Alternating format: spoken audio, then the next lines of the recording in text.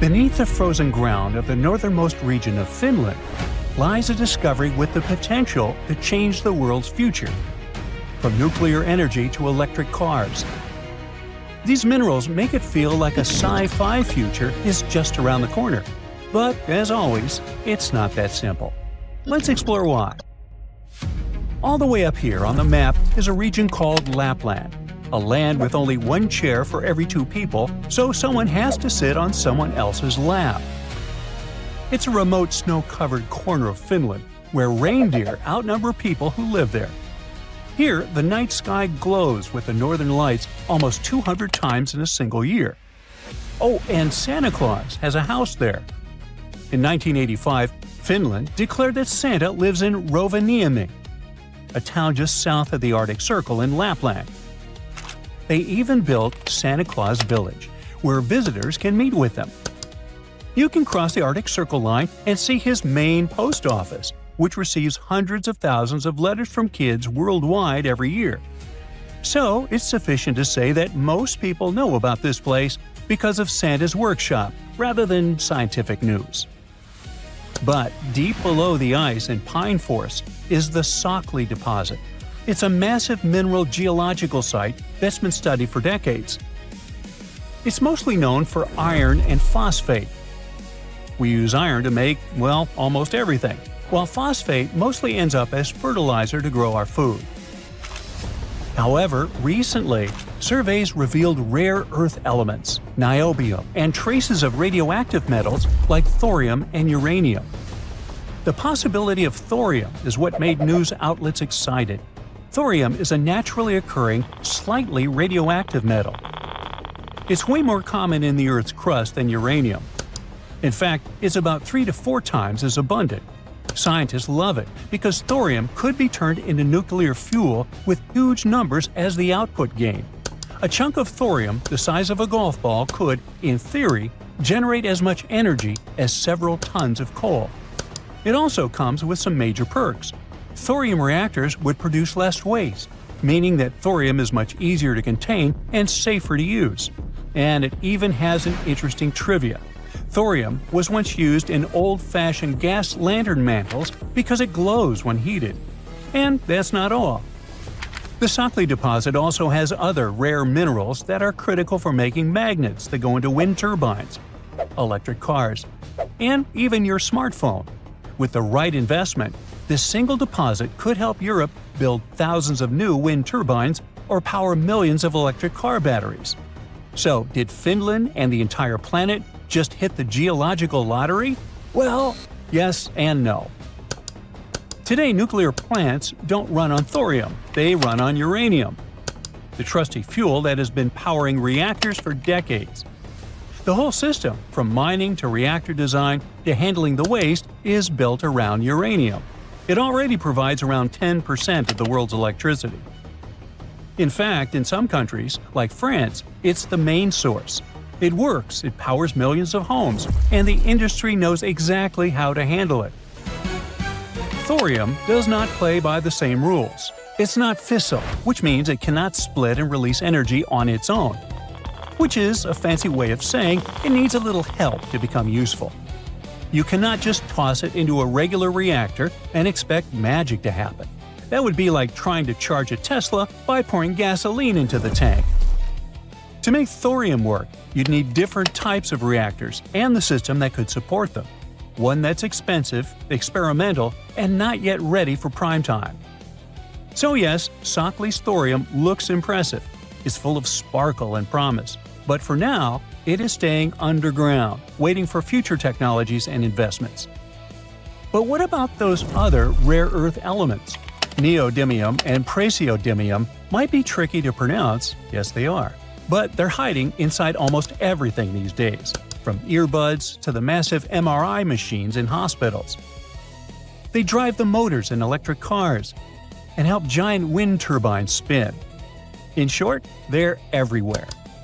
And then there's niobium. This metal makes steel even stronger.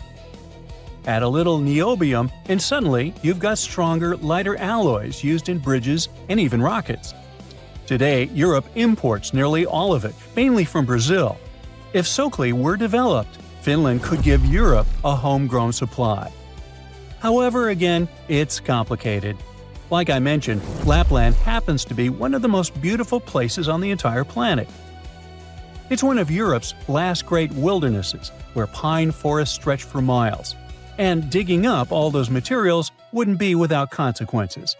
Mining at this scale could ruin the landscape, upset Santa, or endanger delicate Arctic ecosystems. After all, we're talking about radioactive elements. It's not just about nature, though. Indigenous Sami communities live in Lapland, so they have a voice in what happens. It's a tricky situation that relies on more research and tech advancements. Until then, what are some other delicate places that could hide thorium? Well, thorium is not that hard to find. It's tucked away in beach sands and mountain deposits. But the coolest place to get it would be from the Moon. Back in the 1990s, NASA's Lunar Prospector spacecraft mapped the lunar surface and spotted areas unusually rich in thorium. Now, that's an incentive for speeding up the future moon missions, especially since our satellite probably hides elements like helium-3, which are incredibly rare on our planet. Mining the moon might be a perfect solution. Big companies will certainly have way less competition. But hey, that sounds like a decent challenge for humanity, given that the moon has no atmosphere, which makes it exposed to radiation and wild temperature changes. So, we will see. Meanwhile, let's go back to Earth for another seemingly unrelated discovery. Going down to the deep ocean seabeds, scientists recently found something pretty surprising. While exploring the Pacific abyssal plains, they discovered polymetallic nodules. These are potato-sized lumps of metal that are also important for making batteries. But the cool part is that the nodules seem to be releasing oxygen into the water. Scientists call it the dark oxygen. Ooh. Normally, oxygen comes from photosynthesis, which needs sunlight to reach plants, algae, or bacteria. But down here, in total darkness, there is no sunlight. The idea is that these rocks act like tiny batteries. Their surfaces can create very small electric currents and split water into hydrogen and oxygen. Basically, these rocks might be quietly breathing oxygen all on their own. If this is true, it could change how we understand deep-sea life. Some creatures might not just rely on hydrothermal vents or food falling from above. They could be getting a secret oxygen boost from the rocks themselves. Now, research is still new, and some researchers say this oxygen could be contaminated or just too little in volume to matter. But if it's real, it means life in the abyss might have a secret oxygen supply we never even knew existed. Creepy, mysterious, and kind of amazing all at once. It also makes us wonder about life on other planets. If rocks on Earth can make oxygen in total darkness, maybe extraterrestrial oceans on moons like Europa or Enceladus can too. The universe might be full of secret oxygen factories just waiting to surprise us. Finally, aside from thorium, Finland recently made headlines with another cool geological discovery. Scientists found some zircon crystals that washed into rivers, and when they looked closer, they noticed that the chemical signatures didn't match local rocks. Instead, they traced back to Greenland. This suggests that part of Scandinavia's ancient base might actually have come from there. In simpler terms, it's possible that Scandinavia broke off from Greenland and drifted across the ocean billions of years ago. This unexpected link makes the Nordic landscape a lot older and more interesting than we previously thought. Whether the Sockley deposit could power the future with infinite energy remains to be seen. Each day seems to bring another discovery that inspires conversation and prompts us to learn something new.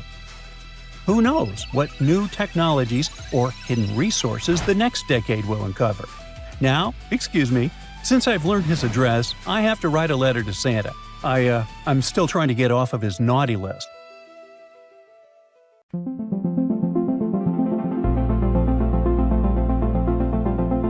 This catapult-like system on the Moon might bring us limitless energy. It's a launch system concept that was recently proposed by the Chinese scientists. It would work like a hammer throw, spinning a launch arm that flings objects. This arm is supposed to be about 165 feet long. It will accelerate until it reaches the moon's escape velocity, and then whoosh, the capsule is sent into space. This crazy idea will cost around $18 billion. Ooh, pricey. But trust me, it's totally going to be worth it. The system would be powered by solar panels and nuclear energy. It could also recover more than 70% of the energy used after each launch. The moon has a very weak gravity. There's also barely any atmosphere, so the air doesn't weigh you down. This makes it so much easier to launch stuff there. But why do we even need this? The main purpose is to transport helium-3. It's a really cool isotope of helium, and one of the most insane things about it is that it could become fuel for nuclear fission. This is the same process that happens in stars, including our Sun. If we manage to recreate nuclear fusion here, on Earth, we can make it a clean and basically limitless source of energy for power plants. But helium-3 is super rare on Earth. We can sometimes find it in volcanic rock formations on the ocean floor. That's because it's a product of another rare element called tritium, the element we usually make in nuclear reactors and put in cool stuff like glow-in-the-dark paint. But the catch of tritium is that it takes forever to decay and turn into helium-3. Now, there's a bunch of helium-3 on the Moon, around 1 million tons. Just 20 tons of helium-3 could meet China's yearly electricity needs. In fact, lunar soil has enough helium-3 to power the entire world for over 1,000 years. But why is there so much of helium-3 on the Moon and barely none on our planet? Well, that's because helium-3 comes from the Sun and travels in solar winds. Solar winds are like streams of dangerous particles. They're super radioactive. Our planet's thick atmosphere and magnetic field serve as a shield for us. They almost fully protect us from those particles. But, unfortunately, they also prevent the good stuff like helium-3 from getting here. The Moon's atmospheric shields are super thin though, so it's under a constant shower of solar winds. So, helium-3 accumulated there over billions of years, and now it's just scattered around there. But mining it and bringing back to Earth is no easy feat. It's super expensive. Just think about it. Rockets need tons of fuel to break free from gravity. Every single bolt and screw on the spacecraft must be engineered to survive extreme conditions, like radiation. Not to mention, you need a team of rocket scientists, literally working around the clock to make sure nothing goes wrong. You can't call a repair guy if something breaks on the Moon. So generally, it costs about $500,000 to send 1 pound of payload to our satellite. That's based on estimates from NASA. To get some idea, let's calculate how much it would cost to send an apple to the Moon. A typical apple weighs about 0.4 pounds, so that funny mission would be at least $200,000. Now, for comparison, the Chinese launch system weighs around 80 tons. Another problem is that the lunar surface is pretty harsh on the equipment, like the freakish lunar dust, for example. You might recall this small thing that happened in the 60s called the moon landings. But when the Apollo astronauts came back from the Moon, they found something weird was happening to them. Their throats were sore and their eyes wandered. Luckily, it wasn't some scary moon sickness. Turns out, there's a lot of lunar dust clinging to their spacesuits. This dust seems harmless, but it's made up of sharp and abrasive particles, much smaller than a human hair, yet sharp like glass. It contains silicate, a thing that can cause severe lung problems on Earth and is a common issue for miners. So it caused a lunar hay fever. At least that's how NASA astronaut Harrison Schmitt called it. All 12 astronauts who walked on the Moon were then sneezing and experiencing nasal congestion. Sometimes it took days to fade away. The dust even got inside their spacecraft, smelling like burnt gunpowder. This nasty stuff can be harmful to both humans and equipment. It managed to damage spacesuit boots and even ruin the seals on the containers used to bring back samples during the Apollo missions. As we mentioned, they're glass-sharp and jagged, so they start scratching, grinding, and wearing down any surfaces they come in contact with. They don't care if it's metal, glass, or humans. And since there's so much dust, this causes equipment to malfunction and fail quite quickly. And that's just one of the possible hurdles with lunar missions. So scientists really need to come up with some weird ideas to get that precious helium-3. The Chinese scientist project looks like a weird sci-fi invention, but it's a cost-effective way to transport materials back to us. It could throw stuff to Earth twice a day, and it would be 90% cheaper than current methods. Since it only needs electricity and no fuel, the system would be small and easy to set up. Besides, the below would also help advance technologies in space mining and heavy launch vehicles. No lunar dust scares this thing. It should last for at least 20 years. It would need to be transported to the Moon using China's super heavy lift rocket. But the idea is far from new. There was a novel called The Moon is a Harsh Mistress by Robert A. Heinlein. In the story, there's a lunar colony that uses an electromagnetic catapult to send weed and water ice back to Earth. It gets quite wild when the colonists, known as loonies, eventually take control of this catapult. They threaten to launch rocks at Earth unless their colony is recognized as an independent world. Sounds kind of funny, but a large rock, if thrown at us from the Moon, could wipe out a city. The damage would be like from a meteorite strike, with fires, houses destroyed, and worse. But scientists have been talking about this catapult idea for a while. For decades, they were trying to find a way to use electromagnetic systems to send resources from the Moon to Earth. There are also some challenges. For example, scientists forgot to mention how exactly helium-3 would be extracted from the lunar soil. Installing this launch system on the Moon's rugged surface would be difficult as well. Also, they would need to make sure that the system remains stable at high speeds and that it could withstand the Moon's extreme temperature changes, cosmic rays, and intense solar radiation. So, it would take some time to develop. China hopes to have the key components of the system ready by 2030. The full-scale operations might start by 2045. China has tons of plans for the Moon. For example, they want to build a research station at its south pole by 2035. But China's not the only one in this space race. Considering that NASA plans to send humans on Mars by that time, oh boy, the 2030s will be a crazy decade for space exploration. There's also an American startup that's part of the lunar economy. The ones that plan to land astronauts on the Moon have people actually living on our satellite in a decade or two. One of the goals of this colony is to boost economic growth and create new jobs. Most of them will likely involve some mining activities. And if there'd be 2 space colonies, well, they'll have to figure something out. Now imagine a tiny particle, like a proton, zooming towards your hand at 99.99% of the speed of light. Would you feel anything at all when it hit you? The night of October 15, 1991, a mysterious particle zoomed through space with the power of entire stars packed into tiny atoms. Its energy was 40 million times the energy of the most powerful protons ever produced in our most advanced particle accelerators, like the Large Hadron Collider. Moreover, it was incredibly fast. Its luminous tail even broke the particle speed limit. According to some scientists, any particles going that fast should eventually slow down. But this one didn't follow the rules. It just kept going just a tiny bit slower than the speed of light. The scientist, John Lindsley, was so shocked he exclaimed, "Oh my God," when he first saw this data. So that's how they named this thing, the "Oh my God" particle. Now imagine a normal particle, like a photon, traveling through space alongside this crazy racer. Well, the OMG particle has energy that's 100 quintillion times greater than those of photons. 15,000 years to gain even the tiniest lead. If we look at its energy, it would be like a baseball thrown at almost 60 miles per hour, which would hurt if it hit your bare hand. Ow! But surprisingly, if the OMG particle aimed at you, you wouldn't feel a thing. It would simply pass through your hand.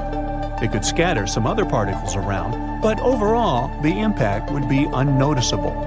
And it's all because of how cosmic rays work.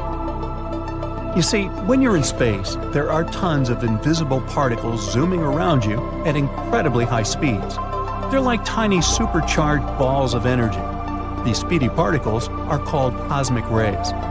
Now, we normally encounter the aftermath of their atmospheric dance at sea levels. Most of the cosmic rays consist of lone protons, with just a dash of heavier particles. The higher the energy, the rarer the ray. They come from various places in the universe. They come in two flavors: galactic cosmic rays from outside our solar system and solar energetic particles emitted from the Sun. We're mostly protected from them thanks to our Earth's magnetic bubble, the magnetosphere. This protective shield deflects many charged particles, including cosmic rays, away from our planet or directs them toward the polar regions. And guess what they cause there? That's right, the famous, beautiful aurora borealis. The northern lights that we often see in the Arctic and Antarctic regions of the Earth are caused by travelers from outer space. But it's not like none of them ever reach our planet. In fact, we're surrounded by cosmic rays everywhere. Thousands of these rays are dancing around us every second. And they don't just surround us, they're hitting us and passing through our bodies. However, despite that, we don't feel a thing. That's because, even though they're very energetic, they're still super small and low mass. In fact, they're so tiny that they often pass through the spaces between atoms and even inside the atoms themselves with minimal interaction. Because of all of this, we had no idea that they existed until the 1910s. A long time ago, scientists found out that the air high up in the sky has some special stuff called ionization. Ionization is when atoms or molecules gain or lose electric charges, turning into ions. In simpler terms, it's like giving a neutral thing, an atom or a molecule, a positive or negative charge. These charged particles then can do some interesting things. For example, they play a big role in electricity, allowing things like lights and electronic devices to work. In any case, scientists wanted to know where ionization comes from. They first thought it came from radioactive things in the ground. But then, in the early 1900s, a couple of scientists went up in balloons and found out that this ionization increases the higher you go. Turns out, something from space, not the sun, was making this ionization. Scientists learned a lot about them over the years, like where they come from and what they're made of. And that's how the cosmic rays were discovered. The mysterious OMG particle we've talked about was one of those cosmic rays. This particle was detected by the Fly's Eye camera in Utah in 1991, and to this day, it holds the record as the highest energy cosmic ray ever spotted. Obviously, it sparked scientists' curiosity.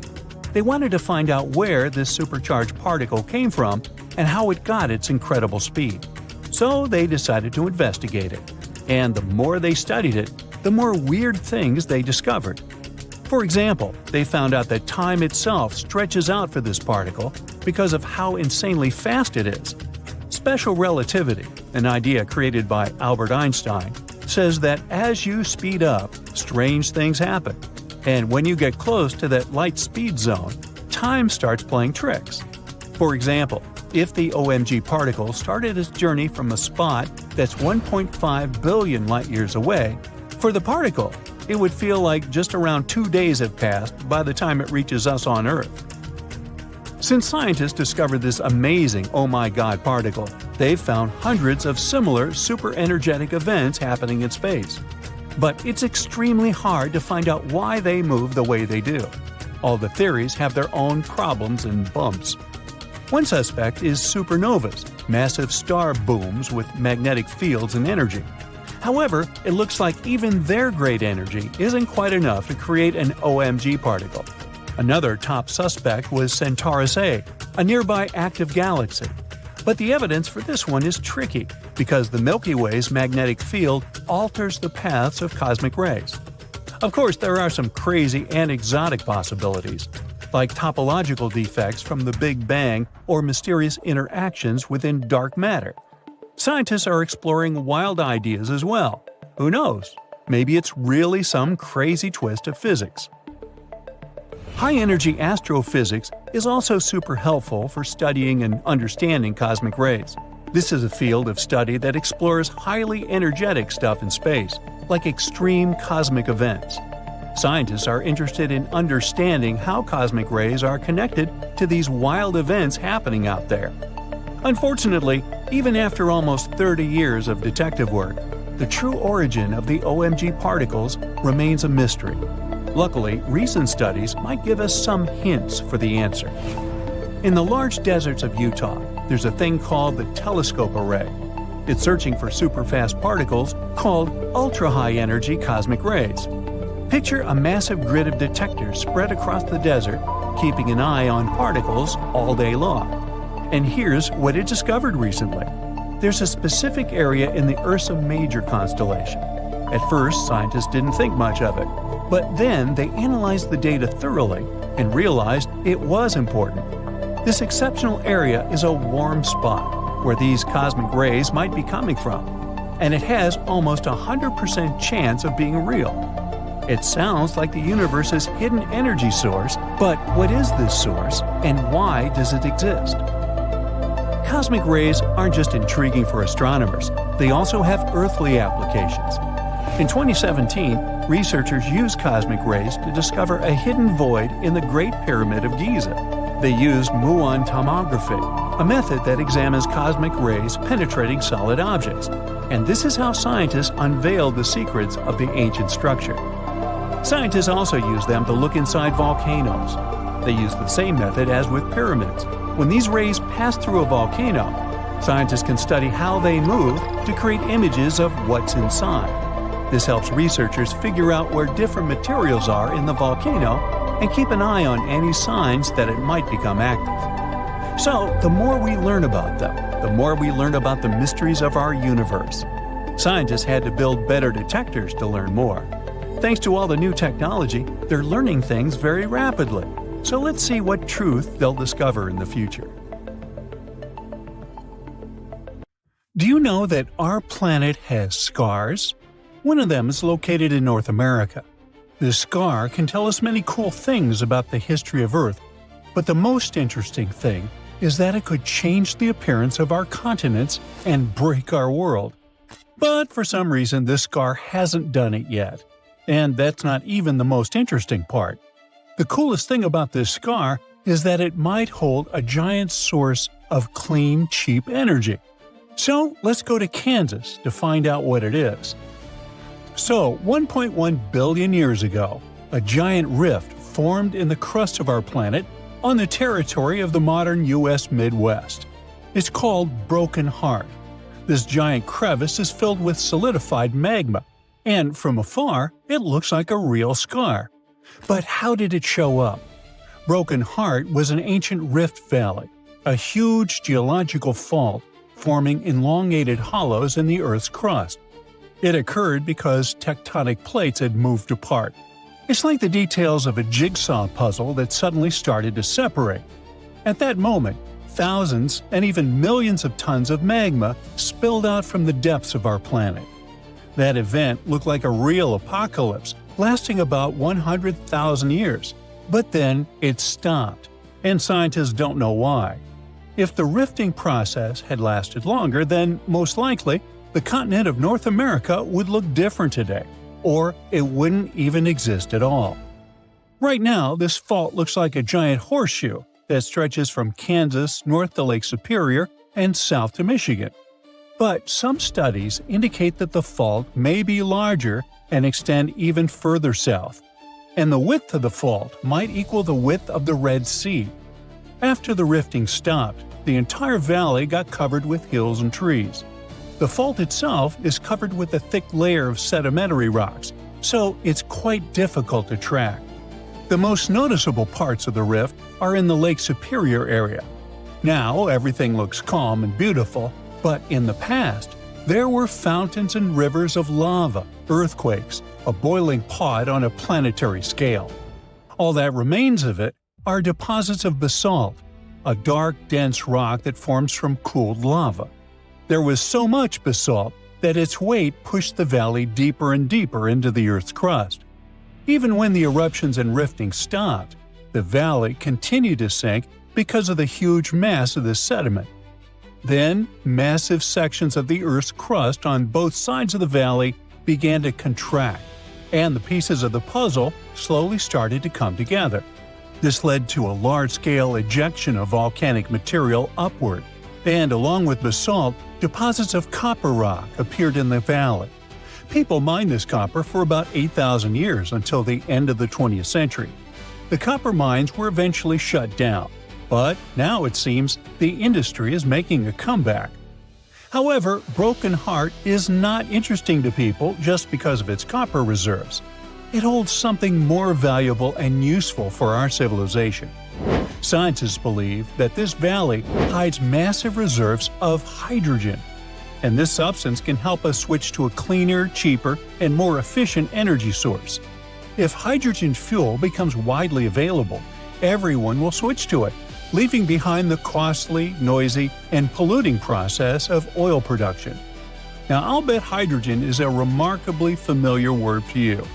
It doesn't sound like the discovery of the century, and people have been using it for a long time. On one hand, you're right, but not quite. 90% of the hydrogen produced by humans is used as a raw material for the chemical industry. Hydrogen is used to produce ammonia for fertilizers, methanol for fuel and solvents, and to purify crude oil. Manufacturers of glass, cement, steel, and other metals are considering using hydrogen at their factories for more efficient production. Hydrogen can become an alternative to fossil fuels, that is, oil and gasoline produced from them. Cars, ships, trains, airplanes, and power plants, all of these may switch to hydrogen soon. In this case, production can become cheaper and better for nature, but this will work only if we find open sources of hydrogen. You see, about 95% of the hydrogen we use is produced from fossil fuels. We gasify coal, oxidize hydrocarbons, and extract hydrogen from methane. All of these production methods require energy. But the worst part is that they lead to large emissions of carbon dioxide into the atmosphere. But what if we find sources of pure hydrogen that don't require processing? Then we'll save energy for its production and make the planet cleaner. But where can we find such sources? Scientists say that there are many of them all over the planet, and one of the largest is located in the Rift Valley in the U.S. Midwest. But what's the problem with going and mining it? Well, it's not that simple. To extract pure hydrogen, you need 3 conditions. The first is the source of hydrogen itself, which is quite logical. The second is reservoir rocks, that is, natural containers where this hydrogen is stored.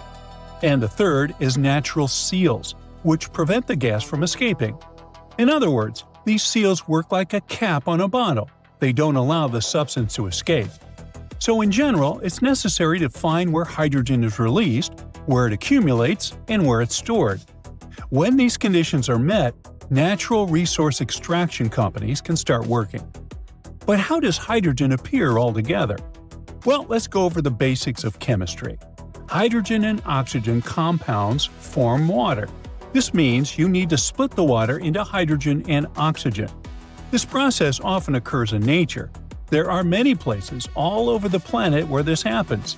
Scientists are confident that at least 30 U.S. states have hydrogen reservoirs.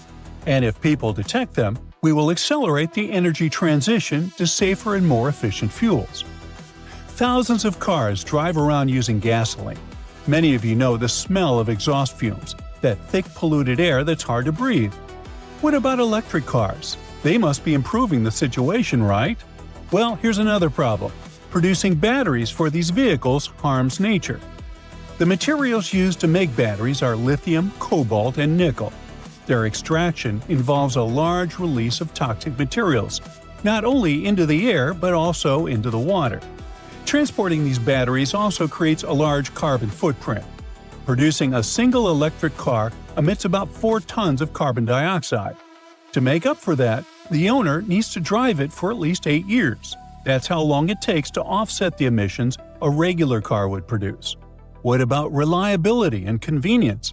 What will you do if the battery runs out during the trip and there are no charging stations nearby?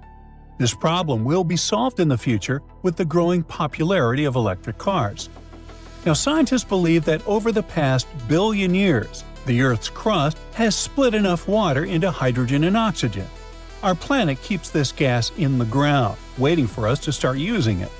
According to calculations, even considering all the technologies and production capacities of our civilization, the reserves of hydrogen in the bowels of the planet are enough to supply us with energy for 170,000 years.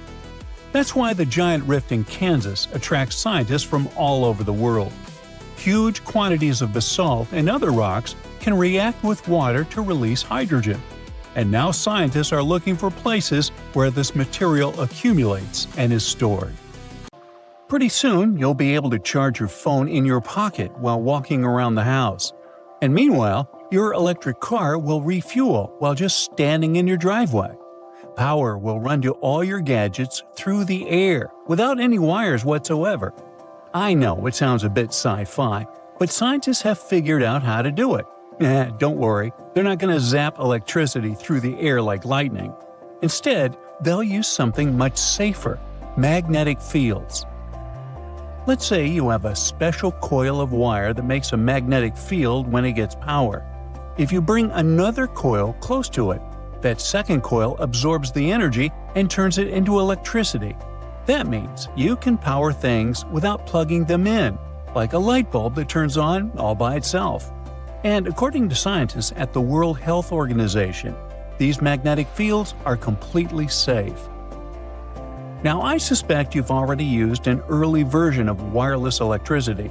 When you place your electric toothbrush on its charger or the phone on the charging mat, electric energy jumps between them.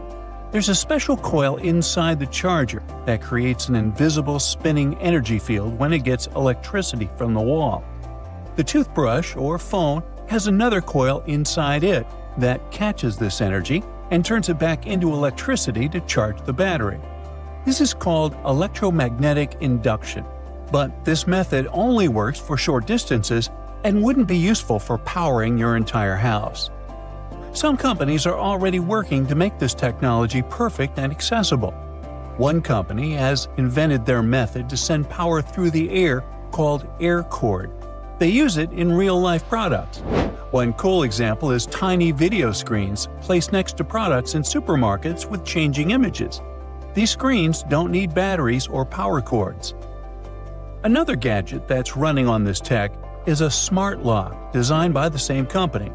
Normally, smart electronic locks need powerful batteries, but this one stays powered without a battery and gets energy from a wide-charge transmitter in the ceiling. That transmitter is like an invisible power outlet.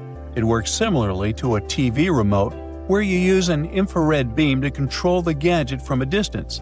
In this case, the transmitter takes electricity and sends it to all gadgets that need power as an infrared beam. The transmitter analyzes each device to see how much power it needs, just like a Wi-Fi router manages the internet for different devices. If no devices need power, the transmitter goes to sleep, but it wakes up now and then to check if anything needs charging. Nikola Tesla, a brilliant inventor and electrical engineer who made significant contributions to the development of electricity, would be really happy to see all this come true. He believed he could build a system that would transmit electricity and communication signals through the Earth's ionosphere all over the world. To prove his idea, he built a special Wardenclyffe Tower in New York. His plan was to use the Earth itself like a giant electrical circuit. In 1899, Tesla traveled to Colorado Springs, known for its big thunderstorms. He built a lab there to test his wireless electricity ideas. The high altitude and frequent lightning storms made it the perfect place for his experiments. Then he returned to New York, and with money from a wealthy investor, he started building the Wardenclyffe Tower. Tesla placed iron rods and copper plates under the tower to help send power through the Earth. There would be a huge metal dome on top of the tower. By 1902, the tower and lab were mostly built, but Tesla ran into funding problems. The Wardenclyffe Tower never worked as Tesla had hoped, and in 1917, it was torn down and sold for scrap. In any case, Tesla's idea only worked for short distances. The farther the electricity had to travel, the weaker it became. Scientists needed a way to send energy over long distances. and they found two viable solutions in the middle of the 20th century: microwaves and lasers. In 1964, engineer William C. Brown flew a tiny helicopter for 10 hours using only microwave power. Then, in 1975, Brown and a NASA scientist, Richard Dickinson, sent 30,000 watts of power over a mile using a research station called Venus. But there was still a problem. Half of the power was lost before it reached its destination. Over the years, technology kept improving. Computers, lasers, solar panels, and transistors became more advanced and opened new horizons for wireless electricity. It could eventually help us switch to cleaner energy from fossil fuels like coal and gas. New Zealand-based company Emrod uses power beaming technology that starts with electricity from the power grid and turns it into microwaves. These microwaves travel through the air from a sending antenna to a receiving antenna, which turns them back into electricity that we can use. But there's a problem. Various kinds of waves work in different ways. Microwaves can travel long distances without losing much power, which makes them great for sending energy to remote islands or factories. But if you try to send microwaves all the way from space, you'd need a receiver the size of a city. Lasers can make the energy beam smaller and more focused, which means the receiver can also be tiny. But lasers can be blocked by things like clouds, fog, or dust. Right now, power beaming won't replace power lines over huge distances, but it could be used for smaller projects like charging flying taxis and delivery drones in the sky, powering robots in cities and factories, and replacing backup generators during emergencies. Countries all over the world are investing in power beaming. Europe is focused on clean energy. The Japanese Space Agency hopes to have a giant solar power station orbiting Earth, collecting sunlight and beaming electricity down to us by the 2030s. This space station could send 1 gigawatt of energy, as much as a big nuclear power plant produces in a year. The space power station is still a work in progress, but the technology is getting better and cheaper. So, in the future, we might have a world where there are no more tangled wires, no more ugly power lines, and even free electricity for everyone. Japanese scientists are now working on another groundbreaking tech, a special machine that can turn sunlight and water into hydrogen fuel. This clean energy source could one day power cars, homes, and even entire cities.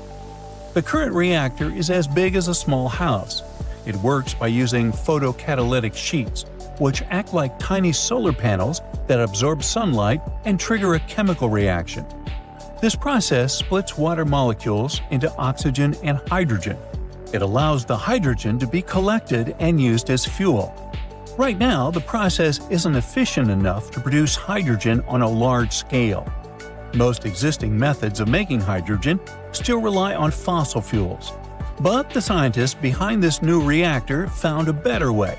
Instead of breaking water apart all at once, which wastes energy, their machine does it in 2 steps. First, it separates oxygen, then it collects hydrogen to make the process smoother and more effective. The team used a special photocatalyst that responds to UV light, and they found that under natural sunlight, the solar energy conversion efficiency was 1.5 times higher than in the lab. In some places with stronger sunlight, the efficiency could be even greater. But still, at its current stage, the reactor only reaches about 1% efficiency, which is far too low for commercial use. Scientists believe that for this technology to become practical, they need to increase efficiency to at least 5%. To make this happen, they need better photocatalysts and larger reactors. And they would also need to find safe ways to handle a tricky byproduct, which is a highly flammable gas created during the process. But if they can boost efficiency, many scientists and companies will start mass-producing this technology, leading to clean, renewable hydrogen energy on a large scale. Recently, Chinese scientists discovered something interesting on the Moon, an unusual crystal. Moreover, they found out that this crystal contains an element that can literally replace nuclear fuel. Let's find out more. The composition of the moon has long remained a mystery to us. Half a century has already passed since the Apollo mission. Unfortunately, we haven't traveled to the moon much since then, so it's not surprising that it's not so easy for us to study it. But recently, we've made a breakthrough in this area. In December 2020, Chinese scientists sent the Chang'e 5 probe to the moon. The mission was named after the ancient Chinese deity of the moon, Chang'e. Quite poetic, isn't it? Anyway, after the probe went to the nearest side of the moon, it spent several days digging through the surface and rocks and then returned to Earth. In total, it collected about 4 pounds of various lunar rocks, like basalt, solidified lava, and so on. And yeah, maybe it doesn't sound too impressive, but it's actually a mini breakthrough. After all, we hadn't received any lunar samples since 1976. And these samples are very important for learning the history of our world. We've been struggling for many years to find out, for example, how the moon was born at all. Yes, there were a lot of theories, but we still couldn't find any proper evidence for any of them.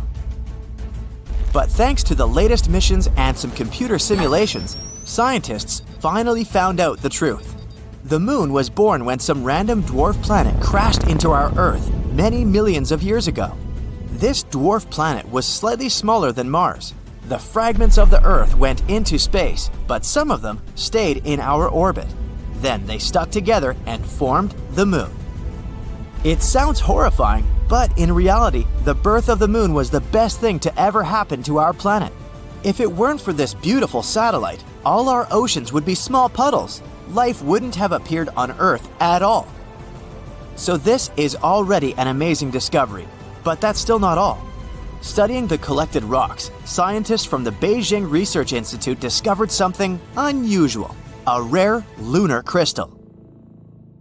Looks pretty boring, doesn't it? Just some tiny transparent monocrystal about the thickness of a human hair. We've already found such things on the moon before. These crystals were formed as a result of volcanic activity, just like some garnets on the Earth. And yep, the place where they discovered these crystals also suffered from volcanoes 1.2 billion years ago. That means that this tiny baby is over 1 billion years old. But that's not the most important thing. It's the fact that this crystal is made of a unique material, the one that we've never seen before. Researchers from the International Mineralogical Association have confirmed that such a composition can't be found anywhere on Earth. The crystal was named Chang'e, again after the same moon deity. And this is another achievement. This is the 6th previously unknown mineral that we've found on the moon and the first one found by China. Now, it has become the 3rd country in the world to make such a lunar discovery. However, this tiny crystal still wasn't the only remarkable thing they found. After studying this gem and about 140,000 other lunar particles, scientists have discovered something else. They found helium-3. Why is it so important? Because this is one of the elements that feed the sun and other stars in our universe. We tend to say stuff like, put out the sun is burning, and so on. And this is one of the reasons why many people actually think that the sun is a huge fireball. But it's not. Its burning is actually a completely different process, which is called nuclear fusion. The process itself is quite simple. During this reaction, hydrogen in the star turns into helium. But this simple process is actually one of the most violent and insane reactions in the universe. There's a real boiling broth of particles inside the sun. The hydrogen nuclei that jump and rush there are constantly repelling each other since all of them are positively charged. And so they could continue to boil and chill around without bothering anyone if it weren't for the stars. The stars turned out to be cheaters. They have such strong gravity that they basically grab billions of these little atoms and squeeze them together. Combining with each other, these atoms create new heavy elements, like the mentioned helium. And when this happens, they throw a lot of energy into space. And that's how the sun burns. At the same time, it spreads so much energy that we can't even imagine. Okay, so what is helium-3? Well, this is an element to which even the sun can say, "Whoa, dude, you should calm down." The fusion of helium-3 atoms releases even more energy than in typical nuclear fusion. And most importantly, it doesn't pollute the atmosphere with harmful things like radiation. We have very, very little helium-3 on Earth. Its prevalence in our atmosphere is about 1 in a million. And besides, it's constantly trying to escape from us back into space. Probably feels some bad vibes from us. However, scientists have recently found out that there's a place that contains a lot of this element. Yep, you guessed it, it's the Moon. We think that there's more helium-3 on the Moon than on Earth because of the solar winds. The Sun has been hammering on the Moon with its helium-3 for billions of years, so now it's all over the place. It's still not too much if you compare it, for example, with Jupiter or Saturn. But don't forget how much energy it can release. For your information, with only 25 tons of helium-3, it's possible to provide America with energy for an entire year. Now, there are 35,000 tons of it here on Earth, and more than 1 million tons on the Moon. Only these sources could feed the entire US for thousands of years. So basically, in the future, helium-3 may become a new source of fuel. And it's better than nuclear fuel in basically everything. Helium-3 won't leave any harmful waste and radiation. It's more powerful and not that dangerous. In other words, this environmentally friendly and efficient energy could be a revolution for our planet. Sounds cool, huh? So, what are we waiting for? Grab the shovels, you might say. But there's a little problem here. Unfortunately, we haven't yet come up with anything as wildly strong and hot as the stars. To use helium-3, we need crazy temperatures and pressure. We need a thermonuclear reactor, and we have no idea how to build it, yet. And even if we could heat it up to such temperatures and get the needed pressure, we still don't really know how to handle helium-3 correctly. Therefore, even if we have an infinite amount of helium-3, we still won't be able to use it. But still, there's a great power behind helium-3, so it's not surprising that different countries have already started a race for nuclear resources. Now that Chang'e 5 has discovered a new helium-3 deposit on the nearest side of the Moon, this race can become downright global. For example, China already plans a new lunar mission in 2024, Chang'e 6. During this mission, they want to collect the first samples from the far side of the Moon. As you can see, finding this lunar crystal was very important for us. These crystals can help us find new ways to create helium-3. And if we manage to do that, humankind will enter a new era. But to do this, we still have to solve a number of problems. How to deliver a bunch of these lunar crystals to Earth, how to make them produce energy, and so on. Let's hope that in the future these issues will be resolved and we'll find a way to produce clean, safe, unlimited energy. Wouldn't it be cool to have an eternal source of energy to power our world? Such a machine would be called a perpetuum mobile. That's Latin for constant movement. Once you set this machine in motion, it would continue working forever until someone or something stopped it. Sounds ideal, but for now, perpetual motion is only a hypothesis. That doesn't mean that during the course of history, people haven't tried to construct one. In 1618, an English physicist, Robert Fludd, proposed something called a closed-cycle water mill. Mill that never stops working, if you like it better. The Englishman's idea was simple. Water would fall from a reservoir onto a mill wheel. The energy of the spinning mill would then be used to return the water back to the reservoir, and the water would go down again. You get the concept. Sounds good on paper, but this kind of machine wouldn't work. The energy of the falling water would never be greater than the energy needed to get the water up to the reservoir. The English physicist based the idea on Archimedes' screw. This was a machine envisioned by the famous Greek inventor Archimedes for Syracuse, Sicily. It was basically a long pipe that could have been used for removing water from a ship's hull. But one look at the design reveals that the contraption would have a lever at the top. A person would have to turn it to get the water moving from below. So it was hardly a perpetual mobile. That's why the proposed water mill would never work. There is simply no extra energy needed to power the machine forever. Moving on from the power of water to the power of the vacuum. This is a space with no matter inside. In 1873, Sir William Crookes discovered a perpetual motion machine that used the vacuum, Crookes radiometer. He was a British chemist and physicist. The man was a pioneer of vacuum tube technology. His device resembled a tiny windmill trapped in a glass light bulb. Inside, there is no air, just a vacuum. When you shine light on the vanes, they start to spin. The stronger the light, the faster the spinning. In bright sunlight, the windmill can spin at several thousand rotations per minute. Crookes never intended to construct this device. He initially wanted to precisely measure weight. The scientist used the vacuum to minimize any interference from air currents. An odd thing happened. Every time sunlight shone directly on the measuring instrument, the readings changed. At first, the man was puzzled. Crookes didn't know why this happened. It took scientists a full 6 years to explain the phenomenon. It had to do with the color of the vanes. You know how your parents taught you not to wear a black shirt on a hot summer day? They were right. Black attracts heat, but it also blocks sunlight. One side of the vanes was colored black and the other silver. The darker side absorbed more heat and created just enough momentum for the vanes to start spinning. It's like the black side is trying to move away from sunlight. This only happens in a vacuum.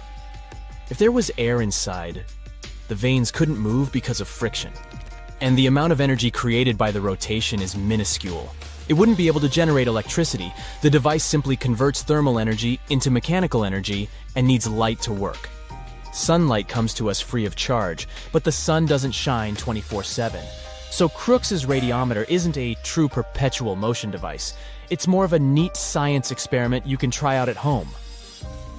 A clock in New Zealand came much closer to a true perpetuum mobile, Beverley clock. It sits in the hall of the Department of Physics at a university in Dunedin. Arthur Beverley, a local watchmaker, constructed it in 1864. The man wound it on the day he made the clock, and it has been running ever since. How is it possible that a mechanical clock has been working for over a century and a half? The answer lies inside the device. It contains an airtight box that expands and contracts as the outside temperature changes. This motion pushes on a diaphragm that lifts the weights that wind the clock. This atmospheric clock wasn't 100% efficient, though. The clock doesn't require a person to wind it, but technicians have to stop it for repairs and cleaning. It has had several mechanical failures in the past. The design of the time-measuring device means that if air temperature and atmospheric pressure remain constant during the day, it will stop. When the temperature during the day doesn't change by at least 6 degrees Fahrenheit, the clock will lose time. That's why it isn't a true perpetual motion machine. But its mechanism still functions after all that time. This makes the Beverley clock the closest someone came to constructing a perpetuum mobile. Another attempt was the Oxford electric bell. It's not a machine like other attempts on our list, but a battery. It arrived at Oxford University, England, in 1840. Researchers believe it was a decade and a half old at that time. The battery propels a hanging metal ball that swings between two small bells. It has been ringing for almost 2 centuries now, an impressive feat for a primitive form of an electric battery. Its alternative name is the Clarendon dry pile. This is because the battery is made from alternating discs of zinc, silver, sulfur, and other materials. That's the pile in the name. When materials are stacked up like this, they generate low electric currents. Giuseppe Zamboni, an Italian physicist, was the first to make these dry piles at the beginning of the 19th century. The man's last name sounds familiar to hockey fans, but the inventor of the Zamboni machine, Frank Zamboni, lived more than a century after his Italian namesake. Back in Oxford, if the bells have been ringing for so long, have scientists received complaints from neighbors? Not really, because the device is barely audible. Just in case, they have placed the contraption behind 2 walls of glass. The Oxford electric bell is the longest-running science experiment in history. That's why researchers have resisted the temptation to take it apart.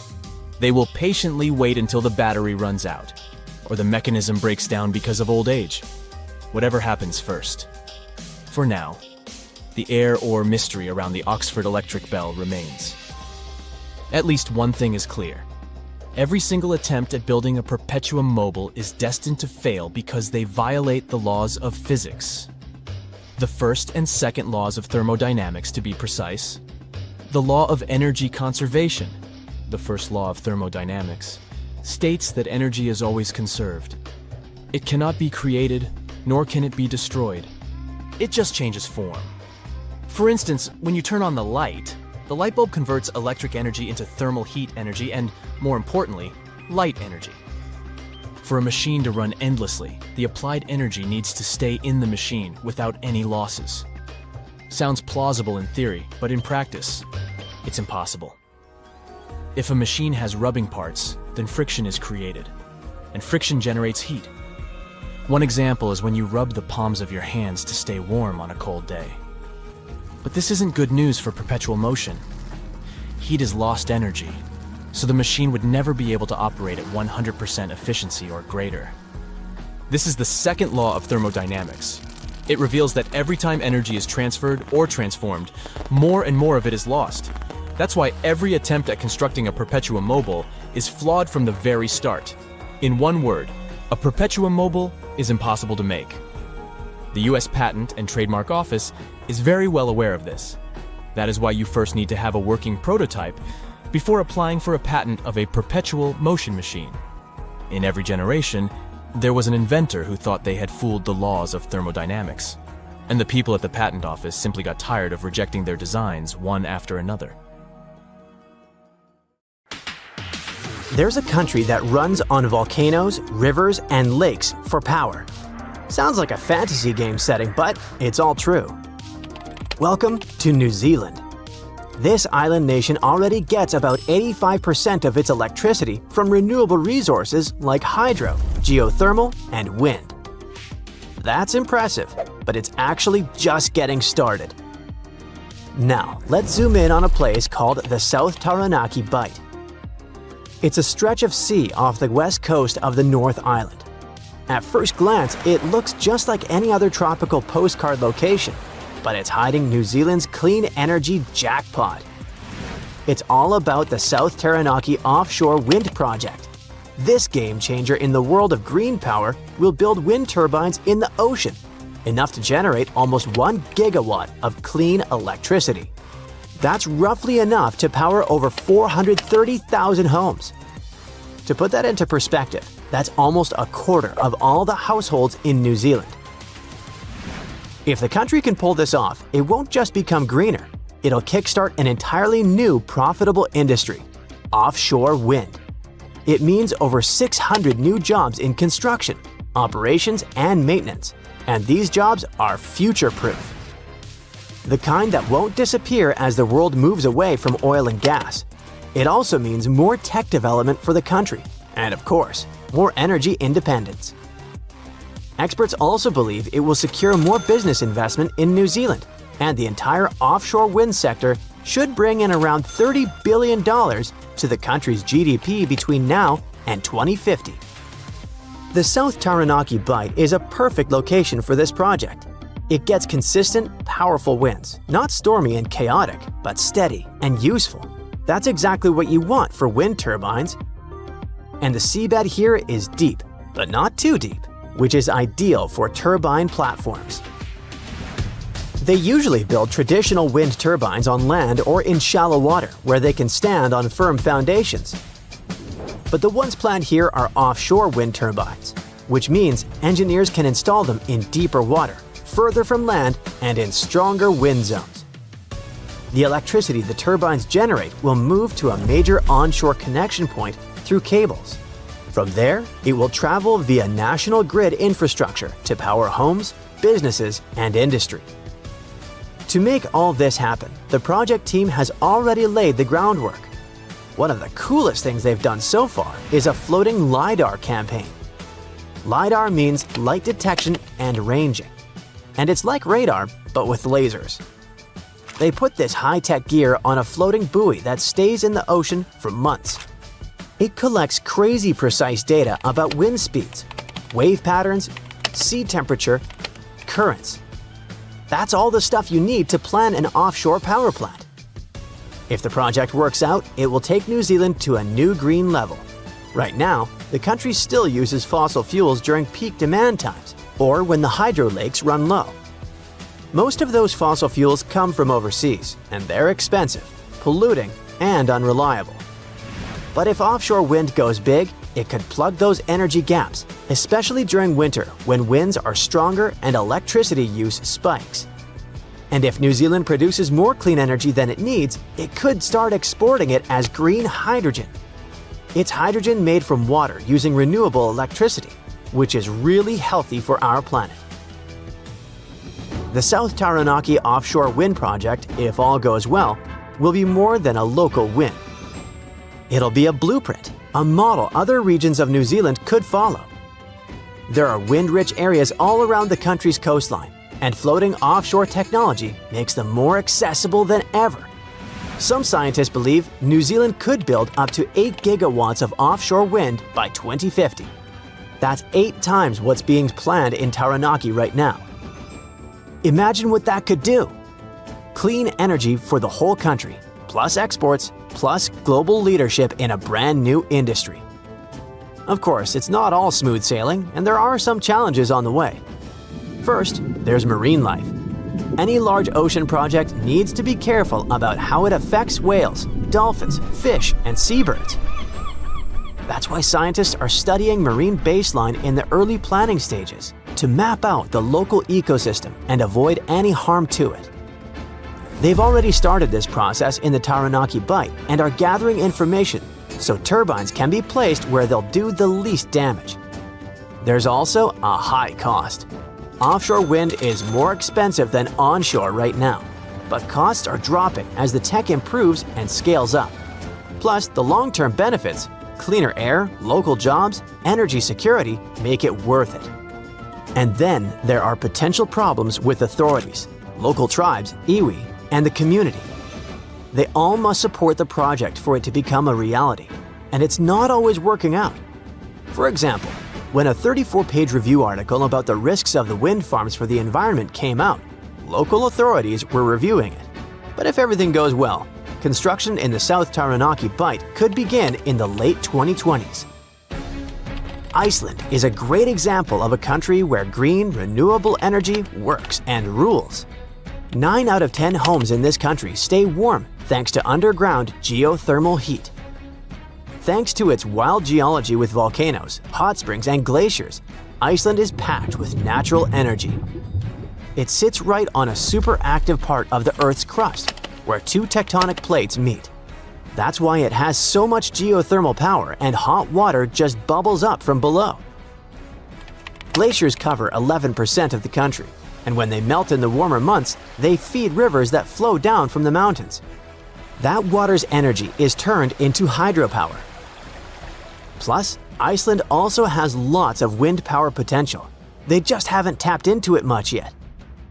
The only major thing still using fossil fuels in Iceland is transport, like cars and planes. But it wasn't always this way.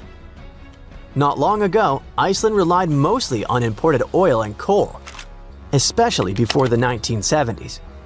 Back then, they mostly used geothermal energy for bathing and washing clothes. The change came when oil prices went up like crazy, and Iceland realized importing fuel was just too risky and expensive. The country needed its own stable, affordable energy. One farmer figured out how to use natural hot water to heat his home. Local communities followed his lead, and soon towns were drilling deeper underground to get even hotter water. That hot water then went through pipes around neighborhoods and heated entire towns. It worked so well that the authorities set up a special fund to give out loans for geothermal drilling. Others started building small hydro plants. By 1950, Iceland had over 500 tiny hydropower stations powering farms and villages. Later, the authorities stepped in again to attract big international companies. If Iceland could offer cheap green power, maybe new industries would move in, create jobs, and help grow the economy. That plan worked, and it also helped build a country-wide power grid. And it was all possible, not just because Iceland has amazing natural resources, but also thanks to teamwork of the authorities and regular citizens. A lot of countries today face the same problems. Nepal, for example, has tons of hydropower potential, but needs investment. Countries in East Africa have loads of underground geothermal energy, but not enough training or tech to use it. Iceland has been sharing what they know for decades. Since 1979, over 1,000 people from other countries have gone there to study geothermal energy. Icelandic companies have helped build geothermal systems in more than 50 countries, including the world's biggest one in China, which now heats homes for over 1 million people. And you don't even need volcanoes to use geothermal energy. New technology means you can use lower temperatures to heat and cool buildings. Paris, for example, has one of Europe's largest geothermal heating systems. Around 25% of Europeans live in places where this tech could work. Wouldn't it be really cool if we could collect energy from space and bring it down to our planet? That means we wouldn't need to get electricity from wind, water, or other resources available on Earth. Millions of people would charge their phones, store food in the fridge, watch TV, and do so much more thanks to electricity we'd get wirelessly from space. It kinda sounds too good to be true at first, but this idea isn't science fiction anymore. Not only is it possible, but we might see it sooner than we think. Maybe even by 2040. SEI is short for Space Energy Initiative. They're currently working on an exciting project called Cassiopeia, and its main goal is to place a constellation of big satellites in a high orbit of our planet. Once the satellites are in their spots, we're likely to get access to big supplies of solar energy. Almost unlimited, some would say. We can get 40 times more energy from solar panels in space than from those located on Earth. Space is enormous. There's enough room for all those solar power satellites in our orbit, and each of them will be able to generate as much electricity as we get from a power station. If this worked out, we would be able to convert this energy to microwave energy. This type is similar to high-frequency radio waves you can find in a regular microwave oven. Then, we transmit it down to our planet and use it in everyday life. We'd need many antennas all over Earth to do this, of course. They would pick up the beams so that energy could be transformed into electricity in the end. Scientists are going to get millions of dollars to try out these space-based solar power projects, SBSP. These satellites will consist of hundreds of thousands of tiny identical pieces produced in our factories. The cool part is that we will have robots that will put them together. Scientists will program them to work on their own without any help. These robots will also service and maintain satellites when necessary. Of course, using solar energy isn't a new thing. It's an important resource for humankind right now as well, but it's not the same level as having solar panels in space. It's different because our atmosphere diffuses sunlight. In space, we will get this energy directly from the sun. Nothing will interfere with the process. Microwaves can easily go through clouds in our atmosphere.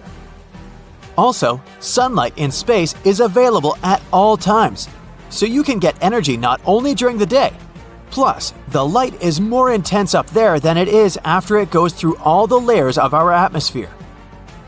Scientists from the UK are currently working on this project, but teams from all over the world want to develop and set up these space-based solar panels everywhere so people across the globe can benefit from them. They're working on this project in the US too. Scientists have already tried out a new thing called a sandwich tile. They used it to transform solar energy into radio waves. Microwave beams do sound like something dangerous when you first think about it. But scientists have tested them and found out that they are efficient and also very safe for wildlife on our planet and us. They tested this principle on a small scale first. They beamed microwaves from one point to another, and the distance between these points was 110 feet. A microwave beam is like a Wi-Fi we have all over the planet. It's not very intense, approximately a quarter of this intensity of the midday sun. This idea is not new. Scientists have been considering it for over 50 years. but it was too expensive and too complicated to implement because we didn't have technologies good enough to do that. But now it seems possible. The study where they'll test it will take 3 years, and the goal is to see if these large solar farms we want to build in space can really work.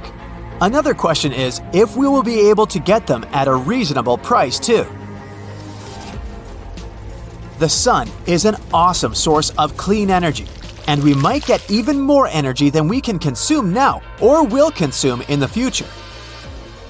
To get solar energy from space, we need solar panels. Inflatable mirrors or reflectors will collect sunlight and direct it onto those panels. Then they will beam solar energy onto Earth. If this works out, solar energy will top all the other sources of energy combined. So, why don't we have solar panels in space already? It's expensive, okay, but there's also a high risk of space debris or radiation damaging these solar panels. Another risk is that we're likely to lose too much energy while transporting it back to Earth. So many new exciting space discoveries have been made over the past few years. For example, a super-Earth we discovered in 2017.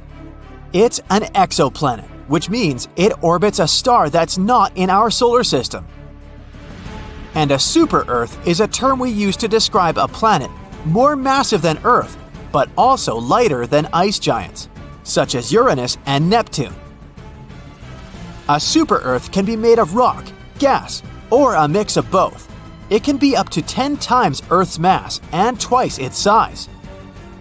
This cool super-Earth we found several years ago is 21 light-years away from us. It makes a full circle around its parent star, which is an M-dwarf star, in just 2 weeks. So that's how long a year lasts there. I don't even want to think about how old I'd be there. Wouldn't mind more presents, though. There are some planets out there that could harbor life, too. One of them, also discovered in 2017, could be the closest one to us where there's a possibility of life. This year, scientists found another super-Earth. It's 40% bigger than our home planet and closer to its star than we are. But its sun is over 6 times smaller than ours, and its temperature is twice as low. We don't even have to travel far to find new things. There's so much we don't know about our own solar system. We've discovered a new moon orbiting the biggest planet in our solar system, Jupiter. Jupiter is gigantic, which means its gravity is very strong and attracts many space objects. Take a look at our home planet. It has 1 moon. Mars has 2. And there are at least 79 moons orbiting Jupiter. I mean, there are probably hundreds of moons we have yet to discover. The new one circles around Jupiter in the opposite direction of Jupiter's rotation, and it's positioned at an extreme tilt relative to Jupiter's orbital plane. And we have some work to do in our own neighborhood too. NASA will go back to Venus by 2030. The last time scientists launched a mission there was in 1989. The reason why no one continued exploring Venus is probably that people are talking about going to Mars most of the time. Researchers have discovered something called phosphine in Venus's atmosphere. This element is special because on Earth, only the activity of humans and microbes produces it. So there could be some forms of life on Venus. There could have been a world with rivers and oceans on this planet a long time ago, before its surface became hot enough to literally melt lead.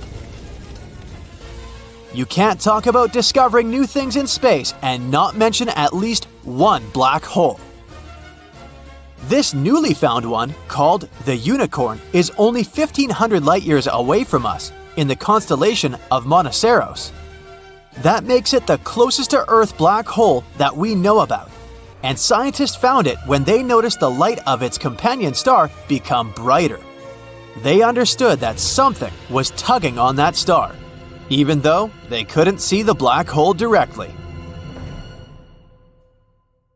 So a few years ago, in 2019, folks in Australia said they liked an old idea with a new twist, using extra floodwater from the north to help dry areas in the west and south. This plan got the name of the New Brainfield Scheme. It was based on an old idea from the 1930s. The idea was to catch floodwater from the north and move it to the south and west. But the original plan never actually happened. Over the years, lots of experts said it wouldn't work.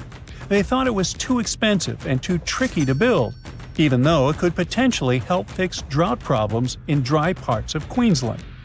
The original idea appeared a long time ago, when an engineer named John Brainfield got a big idea. He wanted to take floodwater from rivers in northern Queensland and send it inland to Lake Erie, one of the driest spots in Australia. He planned to use dams, pumps, really big pipes, and even tunnels to transport all that water over the Great Dividing Range, a big mountain range in Australia. The biggest dam would have been called Hell's Gate, and Brainfield wanted it twice as tall as what it was originally planned. This way, pumps and gravity could help move the water over the Great Dividing Range. The water would then flow south and help irrigate farmland near places like Hughenden. It would change the weather, make it rain more, and turn the dry land into green farms. Eventually, it would reach Lake Erie, turning the desert into a green growing area. That way, Australia could grow more food, sell it to other countries, and make more jobs. He hoped that the area could turn into a food bowl for the country. For some time, people talked about the plan a lot. They loved the idea. They thought it could change how farming worked. And some even believed that nature had already planned for the land to be filled with water. Dry rivers and lake beds were just waiting to be used. They even said that rains fell on the wrong side of the mountains, and Brainfield's plan could fix that. But when the authorities looked into this idea, they found big problems. And the main one was that the plan would cost too much. Plus, there weren't enough scientists or engineers to do a full investigation. The land was too dry and harsh. No one was sure it would even work, like how much water would really get there. Plus, some of Brainfield's measurements were wrong, especially the dam heights. So, in 1947, they officially shut the project down, claiming that even if they built the project, it wouldn't be worth it. After all, even places next to oceans, like parts of Chile, still stay bone dry, so a big lake might not result in more rain. And still, in 2019, one political party brought the idea back with an updated version called the New Brainfield Scheme. They wanted to try it again, but with some changes to make it work better. Their plan included the following steps. Take water from the South Johnstone, Tully, Herbert, and Burdekin rivers. Store that water using a big dam called Hell's Gate Dam, but this time they wanted to make the dam twice as tall as in the original plan. Let the water flow through tunnels using gravity instead of using lots of pumps. Move the water under the mountains and into the Warrego River in southern Queensland. Use the water to grow crops in dry places south and west of Hughenden, a huge area even bigger than Tasmania, eventually turning it into a food bowl. At the same time, they didn't say how much the whole project would cost, but they promised to spend $20 million to let Australia's National Science Agency check if the plan could work. Those innovative ideas sounded good, but for over 80 years, loads of experts kept saying, "Nope, it won't work." Why? Brainfield said his idea would cost £40 million back in 1941. That's about $3.2 billion today. But the new version of the plan might cost more than $15 billion and take over 10 years to build. Also, people who care about nature are worried. They explain that taking water away from where it usually goes could hurt animals and plants. It might let invasive plants and animals spread to new places. It might mess up rivers and oceans where fish and other animals live. It could even hurt towns and businesses near the coast that depend on those natural water flows. Still, some people really believed in the idea and thought it was worth doing, especially to help farmers and fix drought problems. However, in 2022, the government decided to stop trying to fix the drought in western Queensland with the Brainfield Scheme. Experts looked closely at the plan and said it just wouldn't work. The problem? There's not enough water all the time to make it happen. Apparently, the new cost of the plan would have been over $30 billion. That's a huge amount of money. You could buy yourself a fleet of private jets and luxurious yachts, and more. So experts said you'd need lots and lots of water to spend that kind of money, but the water just isn't there. Now, instead of one huge project, they suggested doing smaller water projects closer to where the rain and waterfalls are. These smaller projects, called mini Brandfield grids, would be in 4 places along the Queensland coast. Those little grids could share water when some places had more or less rain. Other scientists looked at the plan too, and they agreed.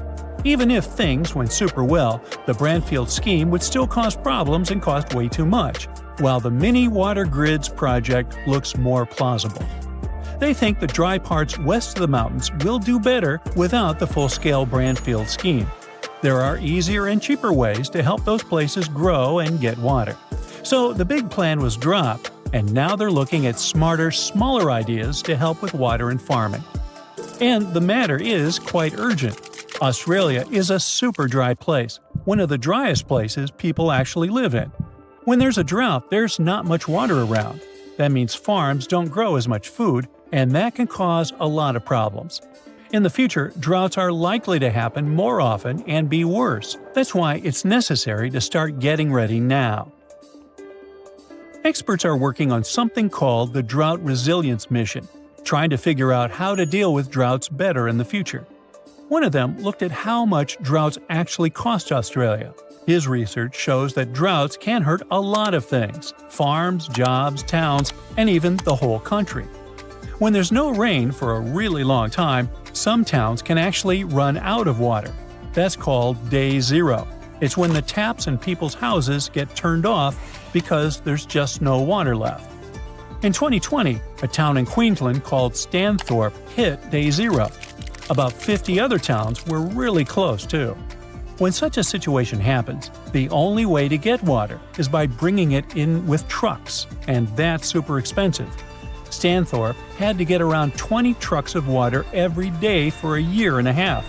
It cost them about $800,000 every month. In the end, they spent over $14 million just to have water. Luckily, it started raining again and filled the dams back up. But the authorities are working on ways to stop this kind of thing from happening again. They want to help towns be ready so they never run out of water like that. Because drought just doesn't mess with water, it can also mess with people's health. When everything dries up, plants vanish and the soil gets loose. Then the wind picks it up and makes huge dust storms. Those dust clouds can blow really far, even into such big cities as Sydney. That's what happened in 2018. The air got so bad that kids, older people, and anyone with breathing problems had to be extremely careful. The dust ruined some crops and made different foods, even fruit, unsafe to eat. Closing the North Sea in a nearly 400-mile-long dam may save Europe from complete disaster. This is not some sci-fi stuff. It's real. And it's called NEED, Northern European Enclosure Dam. It's a last-ditch plan to save over 25 million people from 15 European countries from the rising sea levels. To build this giant bathtub, humans need one dam between England and France, another one between Norway and Scotland, 51 billion tons of sand, and almost 600 billion euros. As crazy as it may sound, this project is totally feasible, except for one teeny tiny detail. The scientists who had this literally life-saving idea don't want the dam to be built. First and foremost, the NEED needs, two dams. One that is 100 miles long and almost 334 feet deep in the English Channel, and another that is 300 miles long and more than 1,000 feet deep in the North Sea. Building something like this requires a crazy amount of materials, like the 51 billion tons of sand we mentioned before, which is basically all the sand everyone on the planet uses in a year. And yes, this dam would obviously be the biggest in history, smashing records like the Netherlands' 19-mile Afsluitdijk and South Korea's 20-mile Saemangam seawall. The Need Dam would be 19 times bigger than Saemangam. It sounds ridiculous, but it's not impossible. You see, humans are pretty good at building big stuff. Oil rigs, for example, operate at depths of up to 6,500 feet, and the Need Dam would only go down more than 1,000 feet. Plus, China has a 102-mile-long bridge, and the dam would only be 4 times longer. Besides, projects like this dam were done before for the exact same reason. It's our friend Afsluitdijk in the Netherlands, which was built almost 100 years ago. The idea here was to shut off a part of the North Sea called Zuiderzee and protect the Netherlands from all the flooding because most of the country is below sea level. They even drained one of the lakes formed by the dam and created a whole new province, Flevoland. Today, the Netherlands has more than 2,200 miles of flood protection, but it's only designed for a 15-inch sea level rise.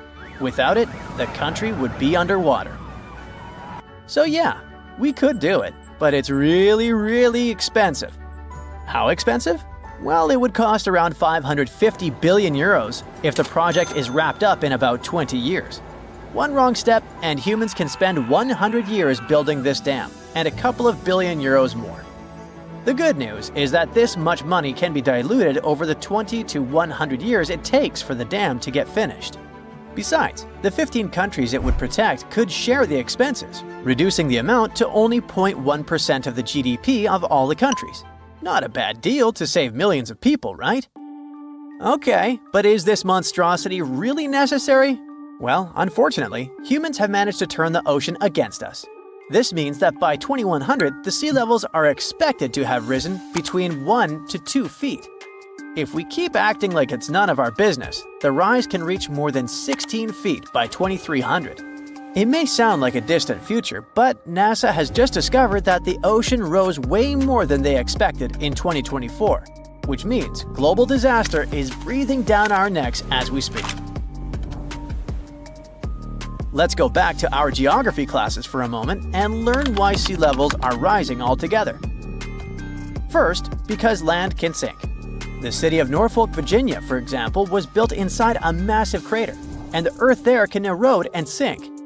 Then the soil can get compacted. Because of that, the city is literally sinking into the ground, making it more vulnerable to flooding. In California, some areas are sinking too, but this time it's because of the movement of tectonic plates. Some of the land that is underwater goes up, some of the land over the water goes down. The consequences? Again, heavy flooding. Sea levels also rise if the planet gets too hot. This happens because of a thing called thermal expansion.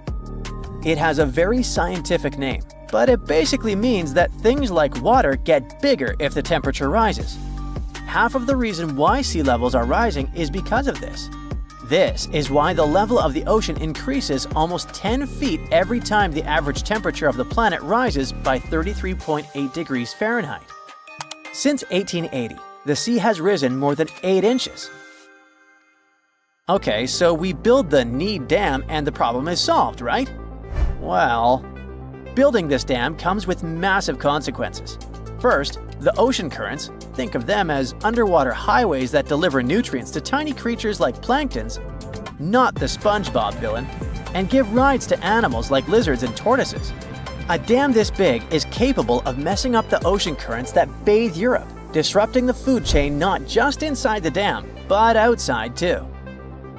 The currents are also responsible for the climate of coastal areas. The Gulf Stream, for example, is a warm current that comes all the way from Mexico and makes the weather in northwestern Europe a bit more bearable. If the Gulf Stream got interrupted by a gigantic oceanic barrier, it could make parts of Europe even colder.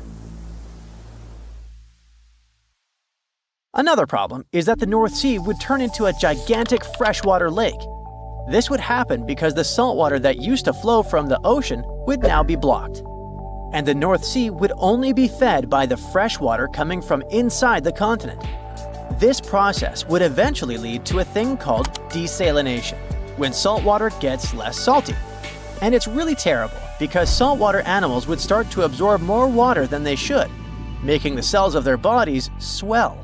The consequences can be fatal. The disruption of the ocean currents by the dam can also affect the renewal of oxygen in the water. Think of the ocean as a giant recycling system. Surface water needs to sink to deliver oxygen to the deep sea, keeping creatures dwelling at the bottom alive. Without the movement of ocean currents, oxygen would run out and toxic bacteria would take over, creating a poisonous environment for sea creatures. And this is not just a theory. It happened before, 250 million years ago. The ocean got so toxic, it wiped out 95% of marine life and caused a mass extinction. If it's not bad enough, the fishing industry would collapse, and the busiest trading ports of Europe like Rotterdam, Antwerp, and Hamburg would be stuck inside the dam. Sure, we could build sluice gates, but imagine all those traffic jams. The rain patterns of the countries protected by the dam would change too, affecting farming lands and food production. On the other hand, if we do nothing about rising sea levels, permanent flooding could make whole countries disappear.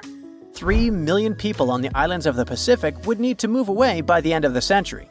The Maldives would lose 77% of its territories, and cities like Jakarta, Bangladesh, and Lagos would go underwater. Storms would get more dangerous too, destroying treatment plants for sewage and power stations and contaminating farmlands. Rising salt water could also contaminate freshwater supplies, and it's not just happening in Asia and Europe. Philadelphia, for example, is already developing plans to deal with this bleak scenario. This is why the scientists who developed this big red button shaped like a dam don't want people to actually build a dam. They know how bad things can get, which is why they came up with a plan so wild it's basically the engineering version of screaming, "Hey, stop ignoring the planet!" It's a warning. If we don't act now, we'll be stuck building megadams just to keep our cities from becoming Atlantis 2.0.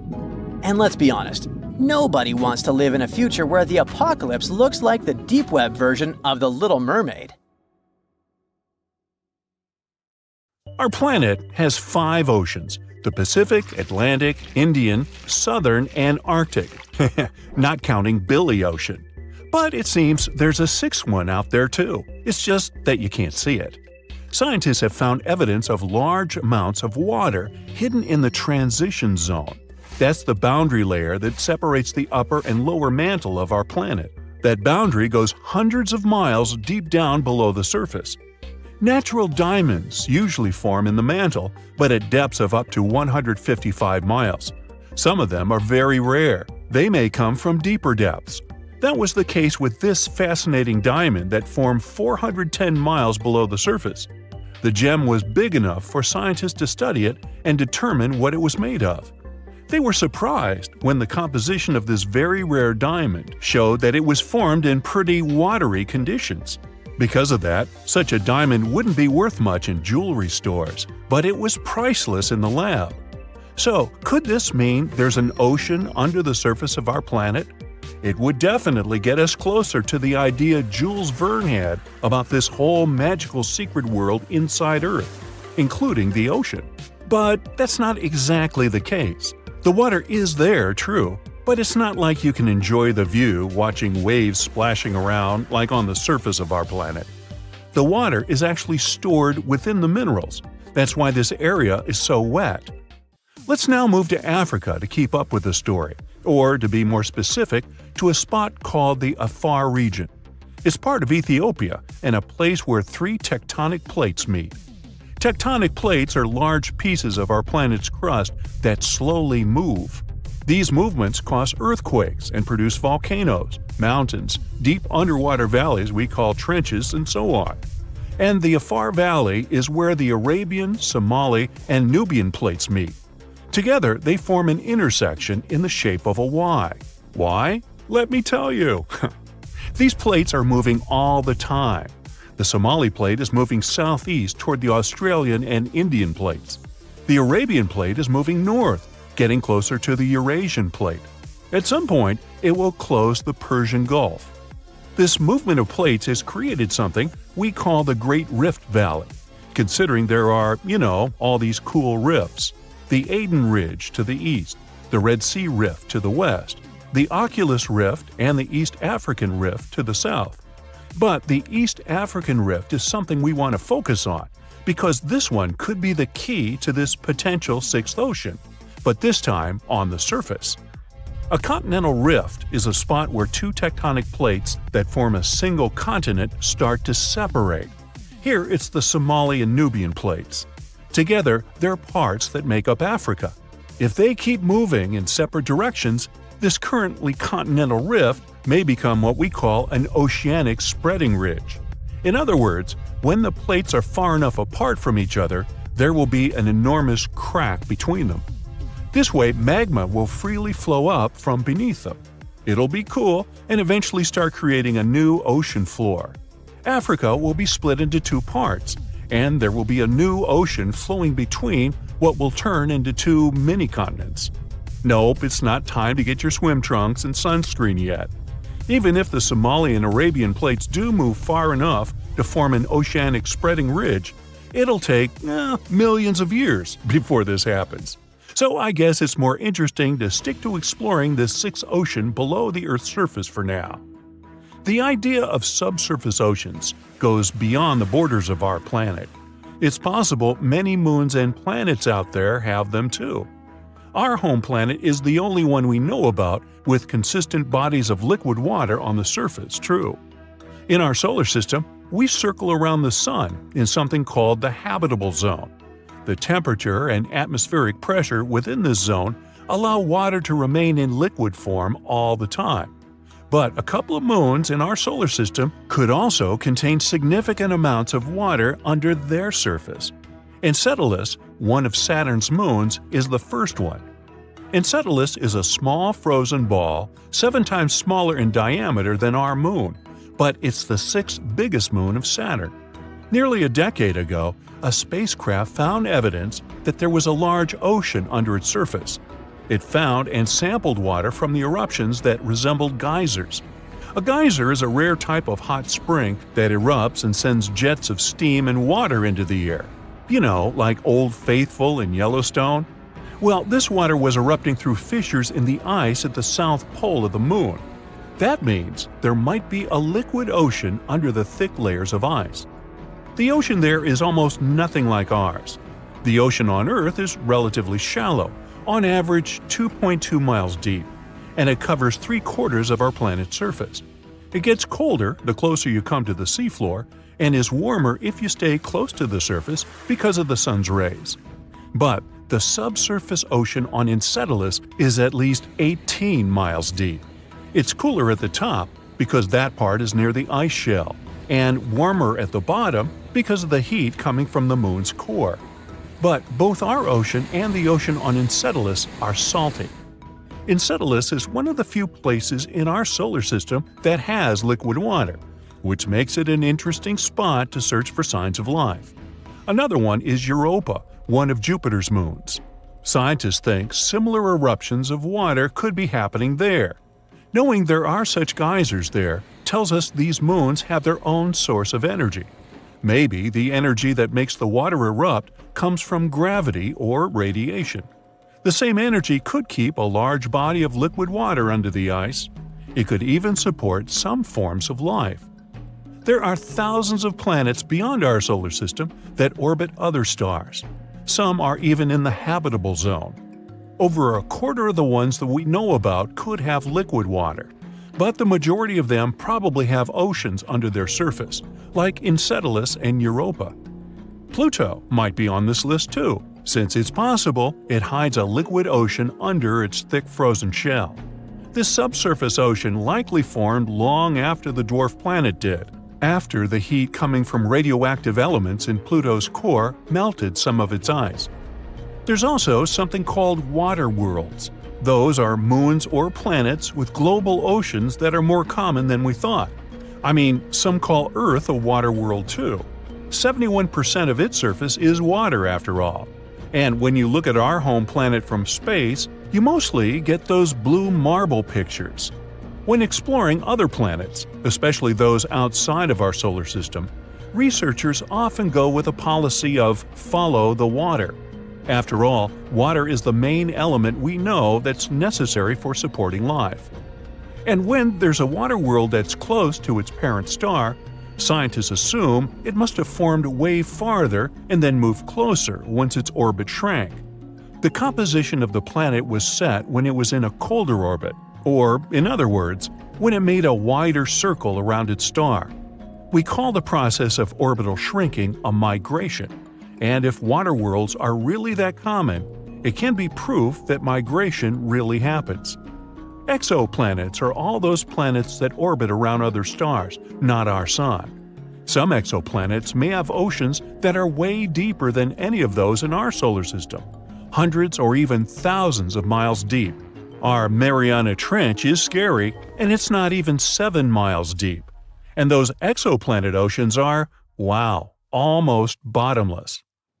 Boom! A fiery rock the size of a skyscraper tore through Earth's atmosphere. It slammed into the ground with unimaginable force and sent shockwaves rippling through the continents. When the chaos finally settled, something strange glimmered on the ground. Shards of glass scattered across southern Australia. But these weren't ordinary shards from your chandelier. They were Tectites. That's a fancy name for strange, glassy, pebble-like objects, which are like leftovers from a meteorite impact. Scientists had seen these before. The last batch they found came from a meteor strike that happened about 780,000 years ago, which is already mind-blowing. But this new discovery? Even crazier. These tiny glass pieces seem to be around 11 million years old. And here's the twist. Their chemical makeup didn't match any known impact site. They were totally different, like fingerprints from a stranger. That means they must have come from a completely separate asteroid strike. One so huge, it blasted debris all across the continent. Of course, scientists wanted to find the massive crater that caused all this, but it wasn't as easy as they soon realized the asteroid might not have hit Australia itself. It could have crashed somewhere hidden, maybe deep under the thick rainforests of Southeast Asia, or beneath the rugged mountains of Papua New Guinea. Over millions of years, the Earth's surface shifted, eroded, and transformed, so it could have covered up the crater completely. Yep, it's like finding a needle in a haystack. All that remains today are these mysterious glassy clues, and wow, those Tectites are mesmerizing. Some look like tiny drops frozen in midair. Others are stretched and sleek. Their black, shiny surfaces catch sunlight in a way that almost makes them look alive. But these little gems aren't just pretty. Inside them are traces of silicon, aluminum, and iron. It's all evidence of unimaginable heat, the kind that melts solid rock. I mean molten debris shooting through the air, cooling down into glass before it even hits the ground. That kind of heat. That's how powerful the impact was. The bang must have been enormous, and it spread glittering fragments across hundreds of miles like a cosmic version of confetti. Discoveries like this remind us that Earth has faced more massive asteroid strikes than we once believed. By studying what these Tectites are made of, scientists can tell how big the asteroid was, how it hit, and what kind of chaos it caused back then. It's wild to think that the peaceful, sun-baked lands of southern Australia, now home to kangaroos and red dust, were once ground zero for a fiery cosmic impact. If you're waiting for a plot twist where the mystery was solved, I'm sorry. But even with all our fancy satellites and tech, scientists still haven't found the crater. It's like the asteroid hit, left these shiny breadcrumbs behind, and then disappeared without leaving a footprint. Southern Australia now holds these glass shards like a secret diary from millions of years ago, just waiting for humans to piece the story together. Until then, let's visit a couple of impact craters scientists have already pinned down. In the middle of Western Australia, in the ancient Pilbara region, geologists found what might be the oldest impact crater on Earth. It's probably about 2.7 billion years old. Yep, that's billion, with a B. At the time it formed, this gigantic crater would have stretched nearly 60 miles across. Of course, after sitting around for a few billion years, time and weather did their thing. The once sharp crater got worn down and reshaped until it became more like a dome than a bowl. What's left today is called the North Pole Dome, and we can still see about 20 miles of its raised center. To put things in perspective, our planet is around 4.5 billion years old, but most of what we know about meteor strikes comes from much younger rocks. You see, over billions of years, erosion, volcanoes, and plate tectonics have recycled and reshaped most of Earth's original surface. So, finding any piece of crust that old and still showing impact scars is like uncovering a fossil from the dawn of time. Between 4 and 2.5 billion years ago, Earth was totally different. It was completely covered in water, and maybe a few lonely bits of land sticking out. Volcanoes were erupting like crazy. Chemicals were swirling in the oceans, and continents were just starting to form. Most of that early crust got destroyed or buried long ago, so surviving pieces like this crater are unbelievably rare. Then, about 2 billion years ago, Earth went through a wild snowball Earth phase. Ice stretched from the North Pole all the way to the South Pole. But before that icy chapter, something dramatic had already happened in what's now Western Australia. A meteorite came crashing down. This idea fits perfectly with another theory scientists have, that billions of years ago, space rocks were going after the Moon, and since the Earth is right next door, it probably took just as many hits. We just lost most of the evidence because our planet constantly reshapes itself. So, a research team went out to North Pole Dome to see what they could find, and after just 1 hour, they struck gold. They discovered something called shatter cones, delicate cone-shaped patterns that form only under the unimaginable pressure of a meteorite impact. You literally can't fake those. Using those shatter cones, the scientists dated the impact to around 3.47 billion years ago. And they think this crater might have been about the same size as the Chicxulub crater in Mexico, the one famous for wiping out the dinosaurs 66 million years ago. That's how massive this ancient strike was. But that's not all. The team also found tiny droplets of molten rock that got blasted into the sky when the meteor hit, cooled down midair, and then rained back to Earth. Some of them even landed as far away as South Africa. Scientists are still studying this crater, so let's leave them to it and hop to our next destination, the North Sea, or more precisely, under it. There's been this mysterious dent in the Earth hiding under layers of rock for millions of years, about 80 miles off the coast of Yorkshire. The crater is almost 2 miles wide. Scientists first found it back in 2002, called it the Silver Pit Crater, and ever since, it's been the geological equivalent of a true crime mystery. Was it caused by an asteroid slamming into Earth, or was it something more boring, like shifting salt beds or an ancient volcano that just sneezed? For 20 years, experts argued about it. But now, after 2 decades of back and forth, researchers finally cracked the case. And the asteroid team wins. Turns out, something from outer space carved out Silver Pit more than 40 million years ago. A research team used super detailed 3D seismic imaging, which is basically Earth's version of an MRI. And they also took old drill cuttings from an oil well from the 1980s. When they put all the data together, they saw the signature shape of an impact crater. It has a raised middle, a ring of broken rock, and even little mini craters left by debris that flew back down after the hit. The cracks in the rocks were stretched apart on one side and squished on the other. It was proof that the asteroid came in at an angle, not a straight shot.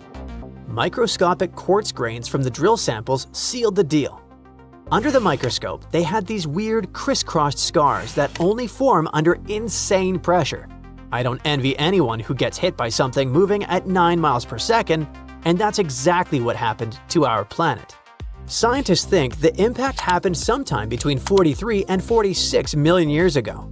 Back then, the world was warmer and the oceans teemed with life. So you can imagine the chaos it must have caused, though thankfully, no dinosaurs were around to worry about it.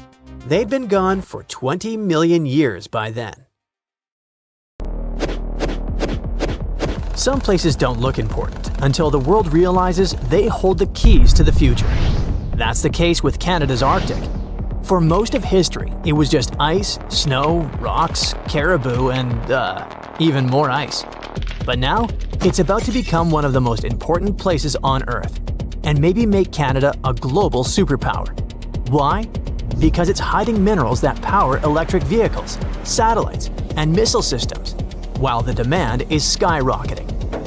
However, it's not just mining and having resources, it's also about control. Right now, China has a massive head start because it refines over 90% of the world's rare earths. That means if you want to launch a satellite, manufacture advanced electronics, or even just keep the lights on in your fancy smart home, odds are you're relying on China. And that makes a lot of world powers very nervous. Because when everything's going electric, the last thing you need is being dependent on your geopolitical rival. So now, the global clean tech treasure hunt is officially on. The US, Europe, Japan, Australia, they're all competing. However, the latest technology and untapped potential might give Canada the upper hand. Canada's had these minerals for decades, but with low prices, tough terrain, and no global rush, they mostly stayed untouched. However, Ottawa is finally stepping up its game.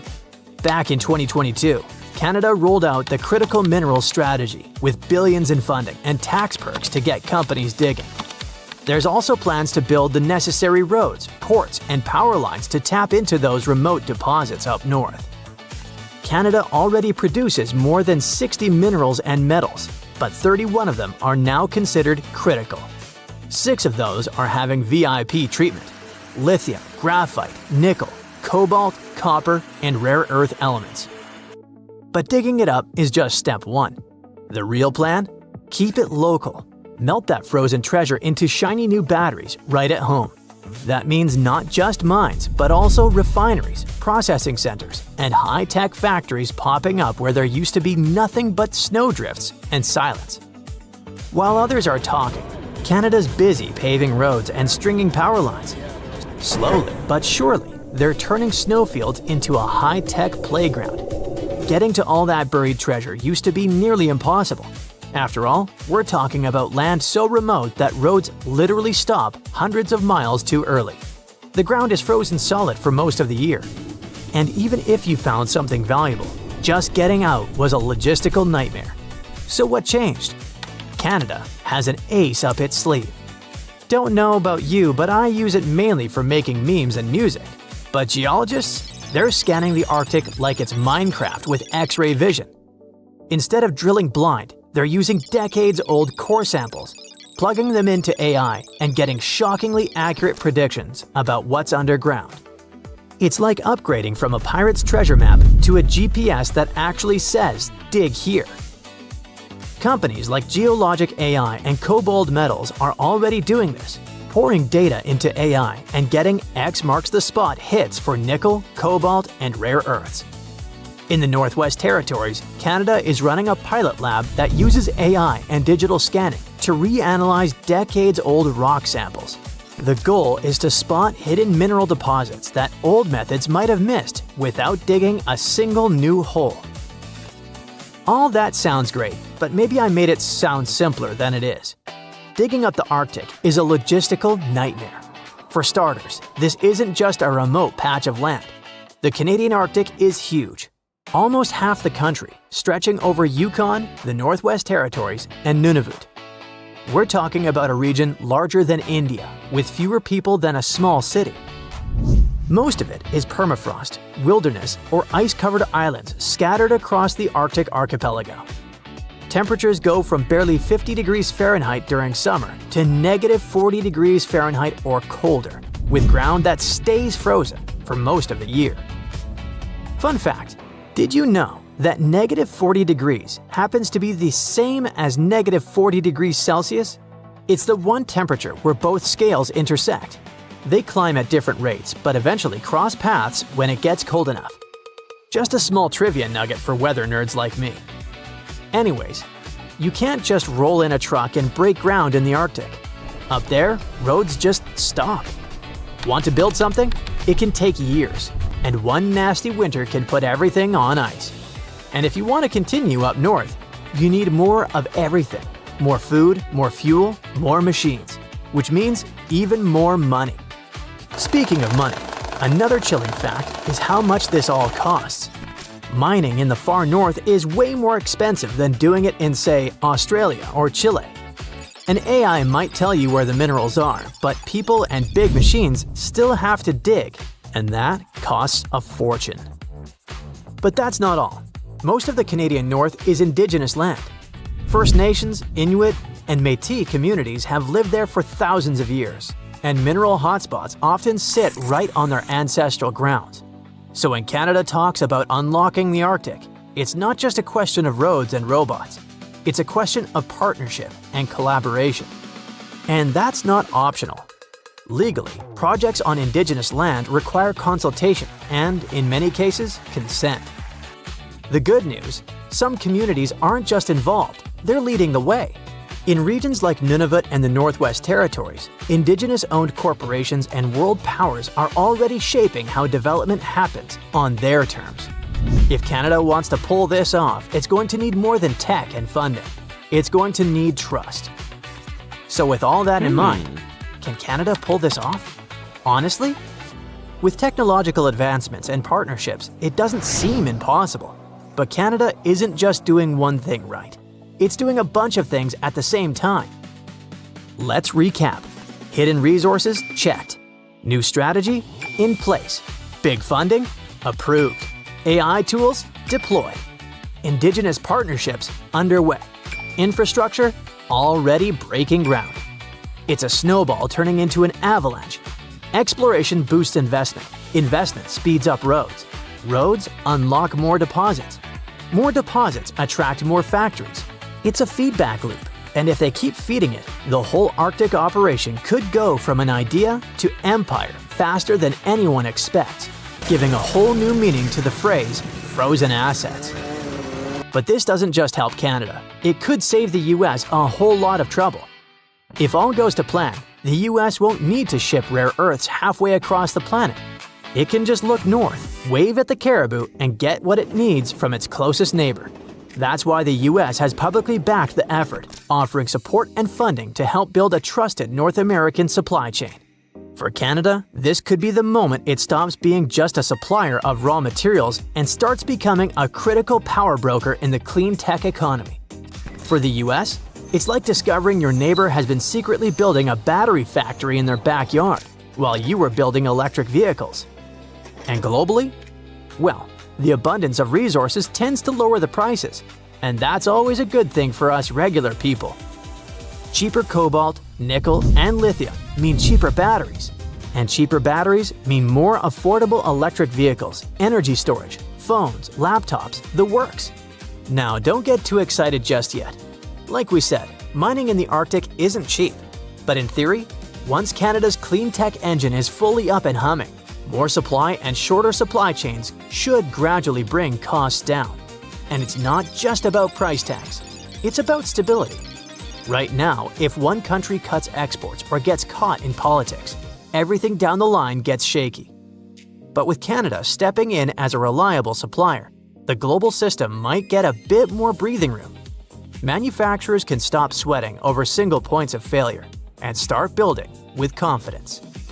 Do you know how much gold has been mined by humans throughout history? About 216,000 tons, and 2/3 of this amount was mined after the 1950s. Different countries, different times, thousands of different people involved. But what if you found huge deposits of gold in one place? What if a giant gold ore deposit was discovered? No, not just giant, but supergiant. This is exactly what was found in China. A group of geologists discovered about 40 gold veins with about 330 tons of gold ore.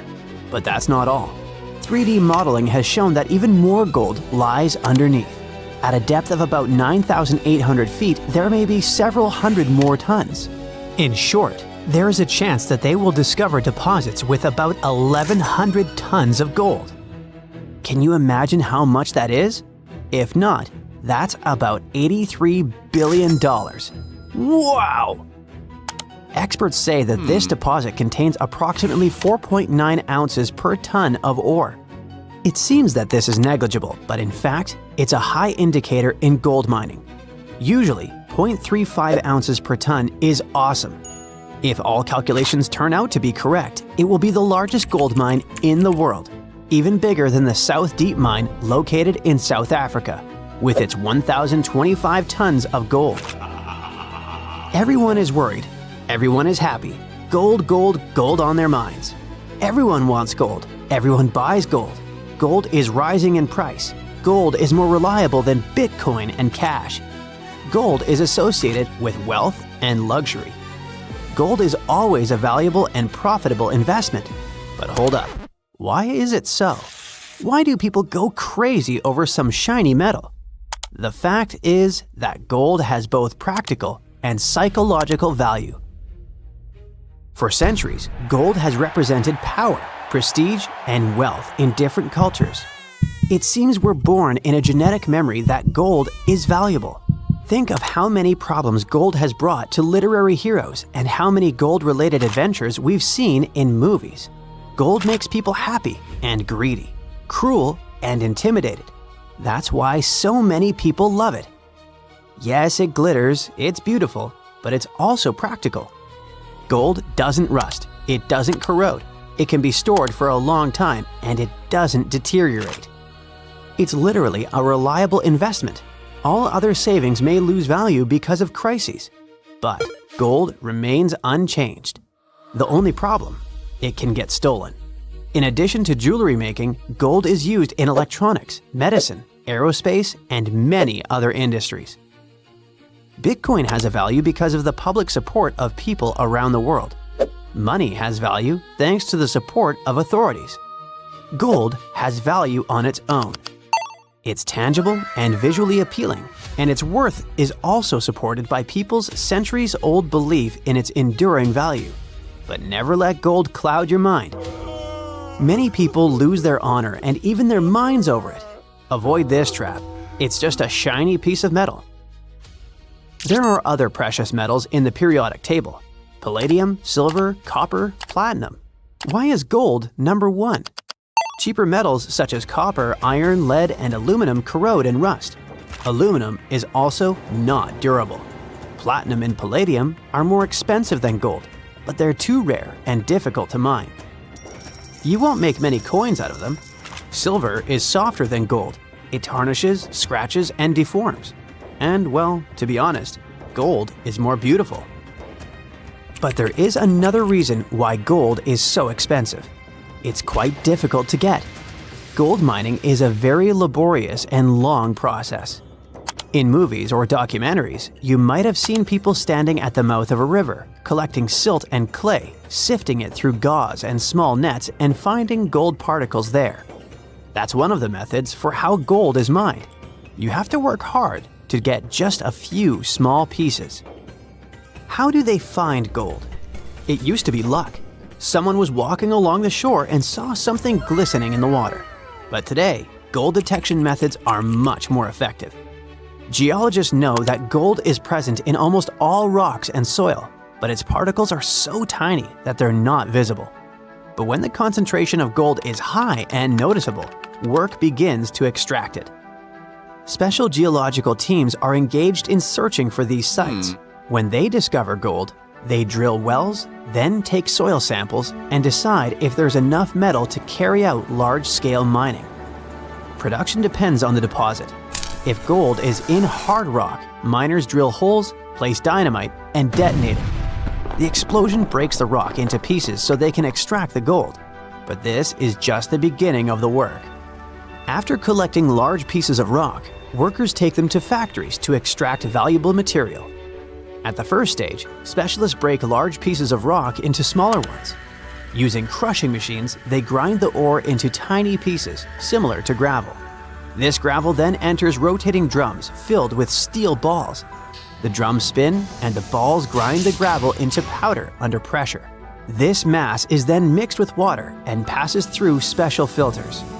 After that, gold is extracted from the ore using chemical solvents and complex purification systems. It adheres to carbon, then is separated from it, followed by several additional processes, including electrolysis and further purification. At the end, the gold is melted and separated from impurities. then poured into ingots and sent to other plants for further processing. Yes, it's a difficult and time-consuming process, and quite a long one. And it's not always profitable. You can find a deposit of precious metal, but it will be too expensive to extract it, and the amount of gold there won't be enough to make the effort worthwhile. Only 10% of the world's gold deposits contain enough precious material to pay back for its extraction and processing. There are many areas filled with gold. Do you know how many of them are suitable for productive mining? Less than 0.1%. So this is probably another reason why gold is so valuable. But is there any other material that causes a lot of excitement? Oh yes, this material is called liquid gold, and this is helium. That's the gas used to inflate balloons, but this is not its main value. Helium is capable of reaching ultra-low temperatures, is superconducting, and is lightweight. Helium is used in medicine for diagnostics. For example, for magnetic resonance imaging. Helium cools nuclear reactors and maintains rocket fuel temperatures during launch. Divers breathe a mixture of helium and oxygen during deep dives to avoid diseases associated with pressure changes. Helium is crucial for the modern world. Another precious material is graphene. It's not just one of the most durable materials in the world, it's a highly conductive material. Heat and electricity pass through graphene easily, which makes it very promising for the development of what? Considering that graphene is also flexible, water repellent, non-toxic, and has antibacterial properties, it's suitable for developing everything. Medical equipment, mechanical engineering, electronics, construction, logistics, energy conservation, space and underwater industries, and much more. Scientists believe that graphene has the potential to enable revolutionary new technologies that could change the lives of all people. Something similar happened with silicon, which is actively used to create semiconductors and rechargeable batteries. It's possible that without silicon, we wouldn't have smartphones, laptops, and other electronic devices. Graphene may also lead to a new technological leap. When the world switches to renewable sources of energy and uses electric transport, graphene can become technological gold. During tests, graphene batteries have shown that they charge more than 70 times faster than regular ones and last 3 times longer. At the same time, they're cheaper and environmentally friendly. Okay, that sounds cool, but where do we get this graphene? It's obtained from graphite, which lies in the bowels of the Earth. One of the largest graphite deposits is located in South Australia. 200 million tons of high-quality graphite. It sounds like it could be enough for the entire planet. Astronomers detected something strange happening in the darkness of space. They picked up a series of bizarre, unexplained signals coming from distant stars in the Ursa Major constellation. And literally no one can explain their origin. Is it some unknown natural phenomenon or something far more mysterious, more artificial? Let's explore this latest space discovery, the science behind these signals from space, and what scientists believe might be sending them. So, scientists picked up 2 identical bursts of energy coming from deep space. They weren't random and they weren't background noise. They seemed to be precise and even kind of purposeful. The signals came from the constellation Ursa Major. It lies about 100 light-years away from our planet. The star emitting those signals is called HD 89389. It's a little bigger and brighter than our Sun, but nothing too unusual. That is, until 2023. That's when NASA scientist Richard Stanton noticed something he'd never seen before. The star suddenly flashed, getting bright, then dim, then bright again, and it happened in just a few seconds. There were 2 identical pulses, exactly 4.4 seconds apart. According to Stanton, the star's behavior was beyond strange. The changes in brightness were far too powerful to be dismissed as random noise or the result of turbulence in Earth's atmosphere. A star over 1 million miles wide doesn't simply fade in and out like that. For a star to just blink out like that in a tenth of a second is not the kind of thing science can explain easily. But it got even more curious. And the more scientists looked, the stranger it got. Apparently, this wasn't just a flicker, it was deliberate. It looked like something made that light change. But what could it be? It was a truly deep space mystery. So for the next 2 months, Stanton worked a lot. 1,500 hours of total observation time, checking every possible explanation. He compared the data to lightning strikes, airplane reflections, meteors, and even software malfunctions. And every single time, the result was the same. Nothing matched. That's when the research team had to admit what no one expected. Apparently, they couldn't rule out the possibility that those pulses might be artificial. The thing is, after checking every possible explanation, Stanton realized that their space telescope discovery wasn't something anyone had seen before. It couldn't be explained as static, it wasn't lightning, and it definitely wasn't a passenger plane flying by. But it reminded him of something. You see, back in 2019, astronomers detected another strange double pulse. This one was coming from a hot gas giant called Dimidium, about 50 light-years away from Earth. At first, experts laughed it off and blamed it on birds flying through the telescope's field of view. But the new signal didn't seem like one of those simple mix-ups. So, Stanton kept digging. He looked at everything and concluded that a shockwave in Earth's atmosphere could explain the signals. But that idea didn't quite fit.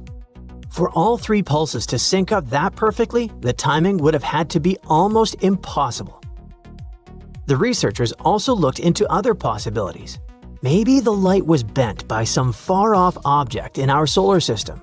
Maybe a satellite or asteroid partially blocked it. Or maybe it was caused by refraction or even gravitational waves. But none of those theories really made sense either. Some details were clearly missing for astrophysicists to explain how a star could blink that fast and that cleanly. For now, Stanton believes the only way forward is to study all 3 known events more closely and see which explanations still hold up. You're probably asking yourself, how was this astronomy discovery even made? It started more than 60 years ago. That's when scientists officially kicked off the search for life beyond Earth. They called it the Search for Extraterrestrial Intelligence, or SETI. The pioneer of this undertaking was something called Project Ozma. It was led by astronomer Frank Drake, the same guy who came up with the famous Drake equation. This equation is a way for scientists to make an educated guess about how many worlds in our galaxy might have intelligent life that can send out signals we could detect. The idea is simple. You start with how many stars are born in our galaxy.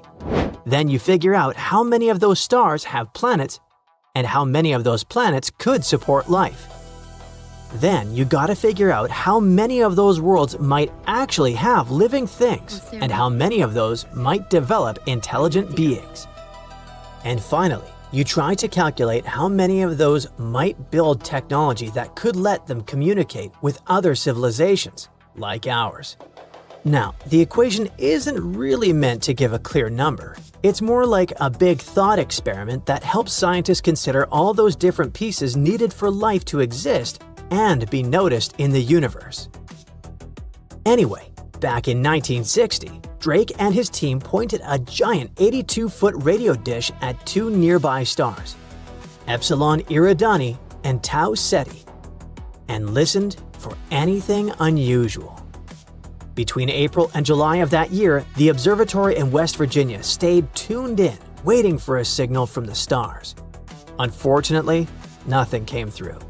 But the project became the starting point of everything that came after. Since then, scientists have carried out dozens of similar searches using all kinds of wavelengths and technologies to find signs of intelligent life. These days, we call them technosignatures.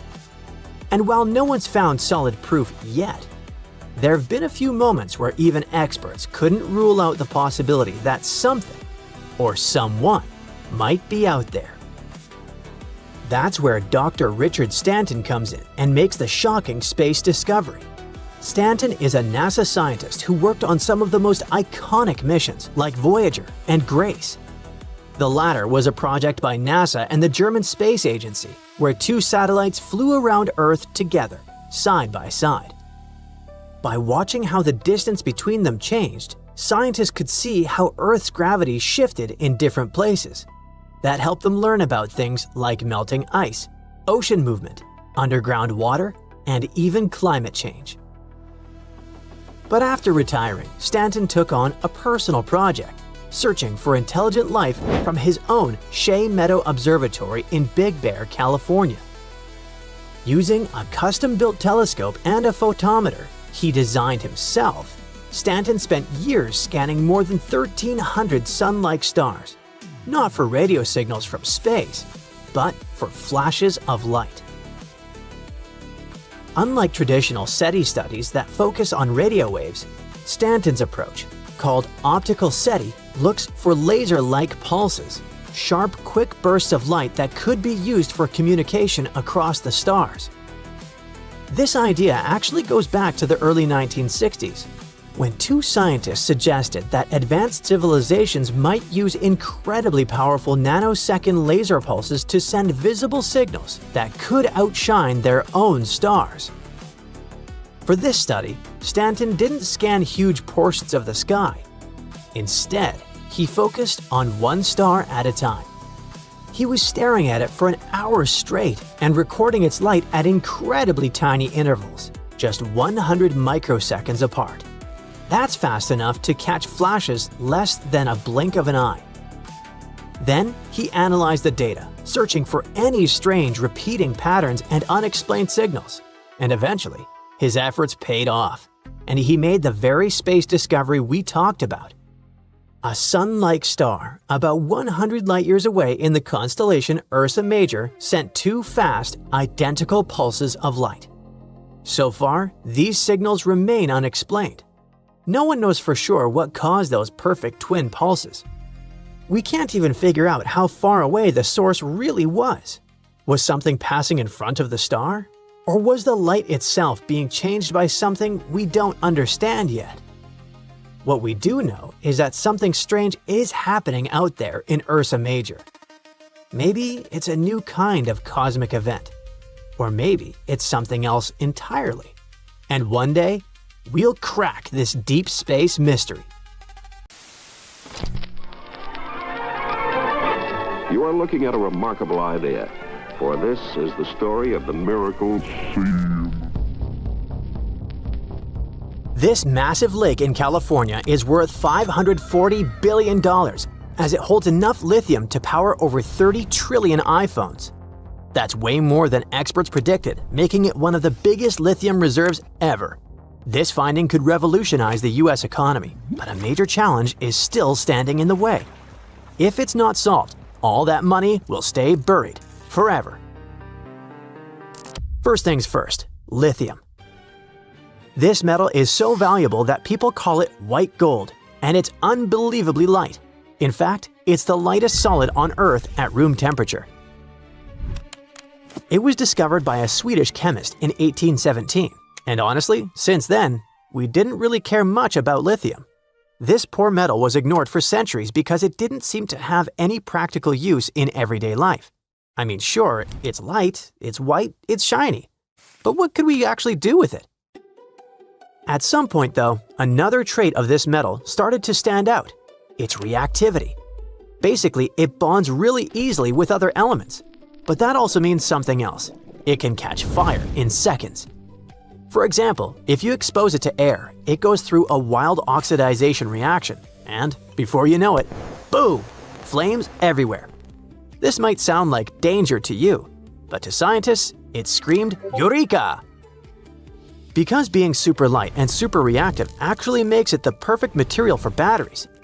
And you get why that's a big deal nowadays, right? Batteries power almost everything around us, like smartphones, cars, and even small airplanes. Since everyone suddenly wants lithium, demand has skyrocketed, and it's not slowing down anytime soon. Back in 2021, for example, the world produced about 540,000 tons of it.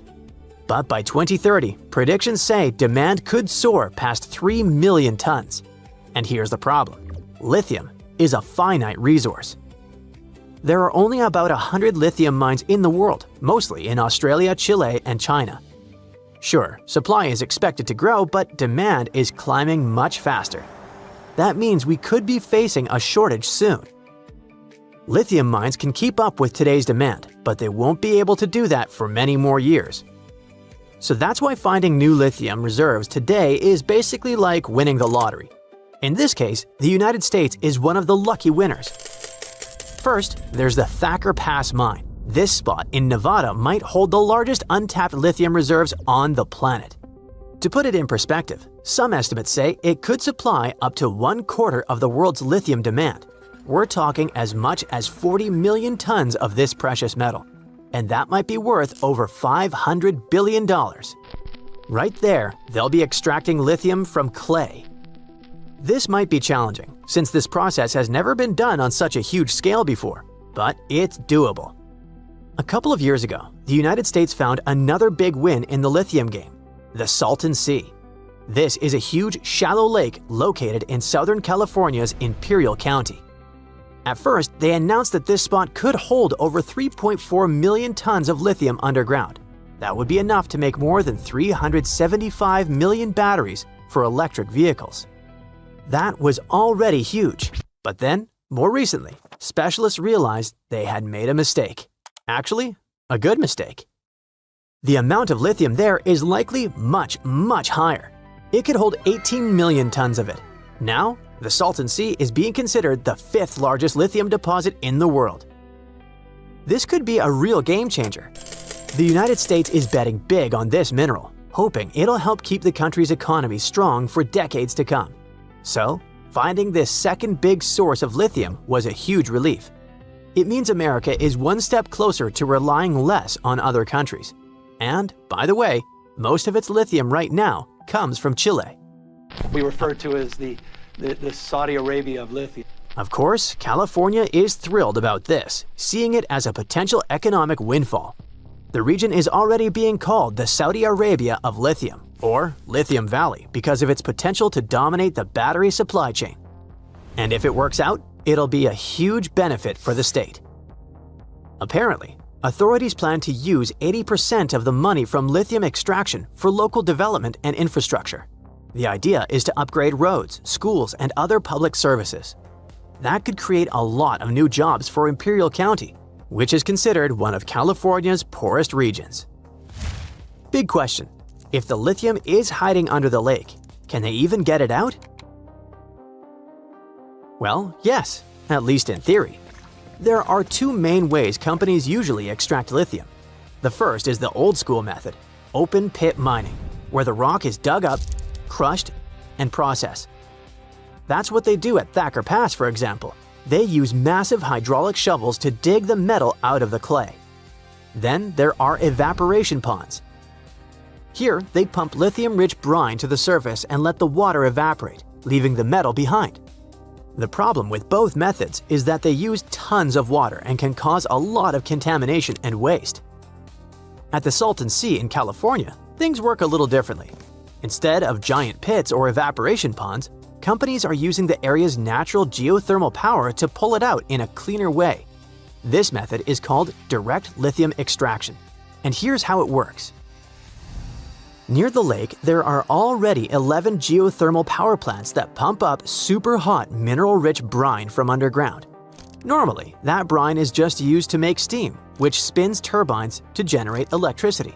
But now, companies are figuring out how to pull the lithium out of that same brine before sending it back underground. Since they're already pumping the brine for energy, collecting the lithium doesn't need any extra digging or big ponds. So it avoids most of the water waste and pollution you get with old methods. It's like getting clean energy and battery materials at the same time, but with way less impact on the environment.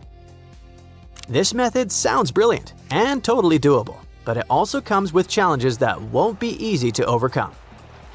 Sure, People call it environmentally friendly, but that's only when you compare it to other ways of getting lithium. This method still raises concerns about water use. People in California are already dealing with shortages, and large-scale lithium extraction could put even more pressure on the region's limited water supply. The Salton Sea itself is shrinking fast. Water levels have dropped by more than 9 feet over the past 25 years. That creates a huge problem. Less water means more exposed lakebed. And the sediments there can contain harmful materials. As the lake shrinks, that exposed lakebed dries out and turns to dust, and that dust doesn't just sit there. The wind picks it up and blows it into the air.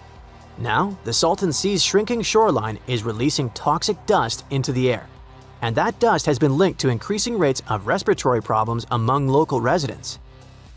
Authorities are already taking steps to reverse the situation by adding water to the dry parts of the Salton Sea. They're filling shallow ponds near the lake to make new wetlands. Their goal is to create a safe habitat for fish and birds, and to help keep that toxic dust under control. Some people worry that digging up all this white gold could make the Salton Sea shrink even faster and undo years of restoration work. For now, studies show geothermal plants only use about 4% of the region's water supply, but researchers still don't know if expanding these operations could end up making the water problem worse. So, what happens next? It's too soon to say, but one thing's for sure, we will need a lot more research to understand what this all means, not just for the Salton Sea, but for the future of the US economy. Roofs fly off like paper, huge trees are yanked from the ground, power lines snap and leave neighborhoods in the dark, streets flood like rivers, homes are left in ruins. That's a hurricane passing through. After the wind calms down, the real mess begins. People stranded, no clean water, destroyed roads. Storms have been picking up for like 5,700 years. And the scariest part is that in the last 20 years, there's been a huge spike. But let's start from the very beginning. This is Belize, a small country on the northeastern coast of Central America. And this is the Great Blue Hole, a huge, deep underwater sinkhole about 410 feet deep and approximately 50 miles off the coast of Belize. It formed around 10,000 years ago, when the sea levels rose after the last ice age. A team of scientists arrived in Central America to study mud from way down in the Great Blue. They pulled out a long sample of sediment, which is basically layers of stuff that's settled over time. You might ask, so what? How are tropical storms connected with this sediment? Let's see.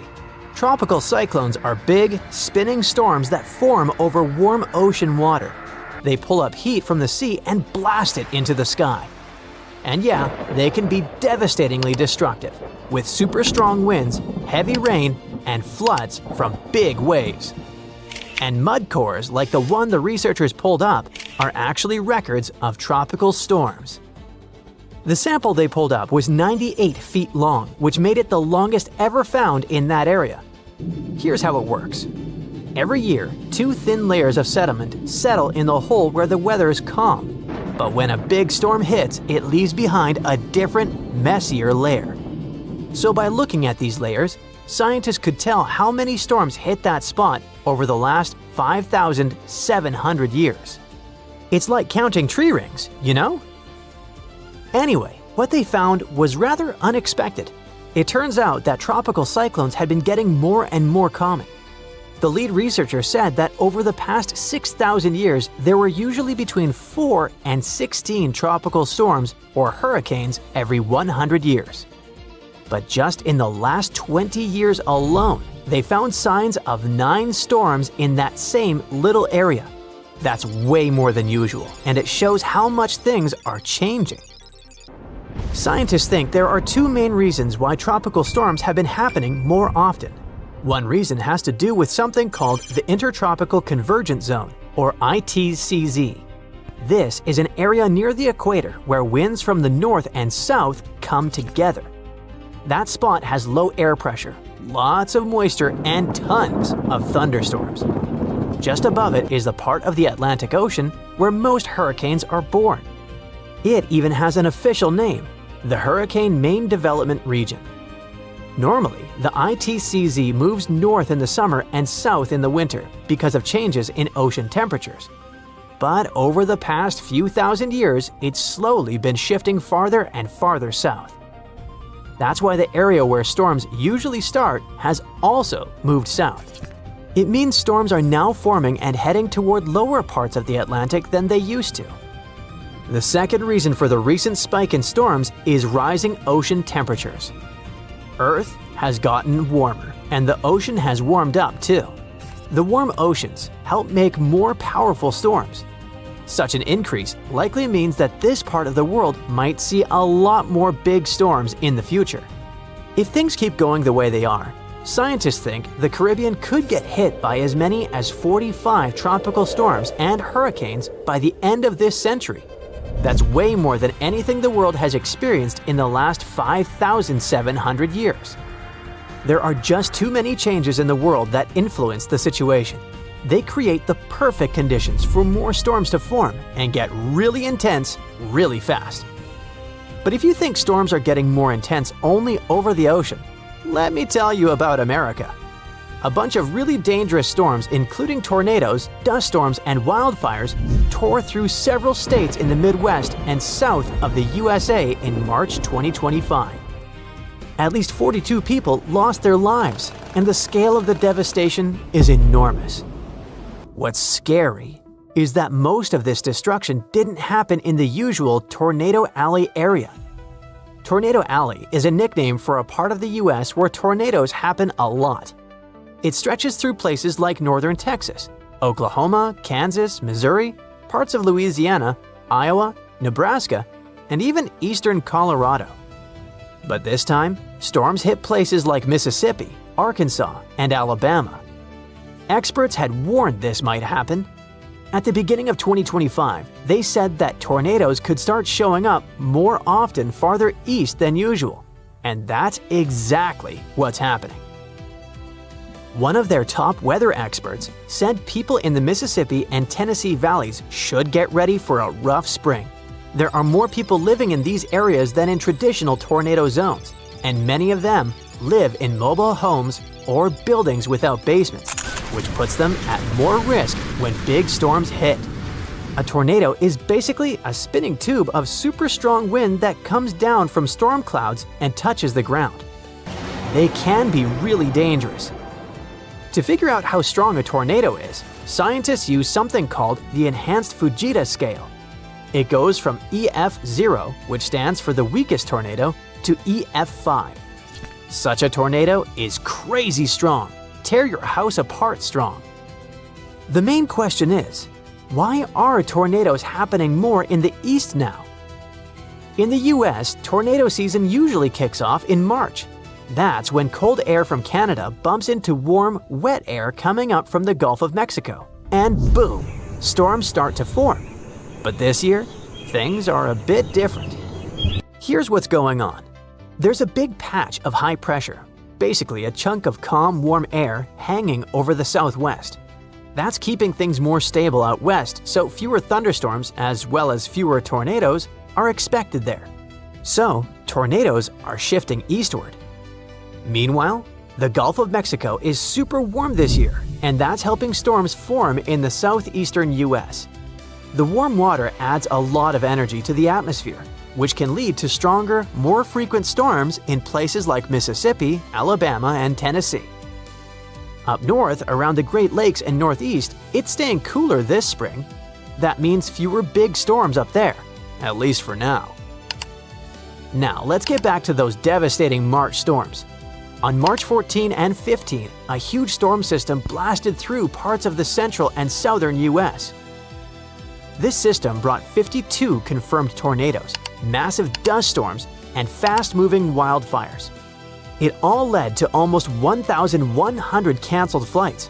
About 150 million people were affected by this natural disaster. Two really strong tornadoes classified as EF4s hit Arkansas. The damage was incredible. One of those tornadoes, which hit a town called Diaz, had winds up to 190 miles per hour. That's insanely fast! For comparison, the average speed of a Formula One car is around 130 to 160 miles per hour. It was the first time in over 25 years that Arkansas got hit by 2 EF4s on the same day. Experts also recorded wind gusts moving at a speed of over 80 miles per hour in the southern plains. In Texas, dust storms led to fatal car crashes. Wildfires, caused and driven by the strong winds, burned through parts of Texas and Oklahoma. Oklahoma alone had more than 130 fires. So, what's next? Experts think the U.S. could see between 1,300 and 1,450 tornadoes in 2025. That's way more than the usual 1,225. And it's not just about tornadoes. A warmer atmosphere can hold more moisture. That means heavier rains, more flash floods, and even more powerful storms. Basically, the formula is the following. Warmer oceans plus warmer air equals stormy weather, especially in the east and southeast. But even if you don't live in any of these areas, you can't feel completely at ease either. Experts say tornadoes and other natural disasters can happen pretty much anywhere in the U.S. The risk moves around depending on the time of year and the weather. So, we just spotted an asteroid so massive it could wipe out an entire continent if it ever hit Earth. And it's moving insanely fast, almost record speed. But what makes it really scary is how it's basically playing hide and seek with us.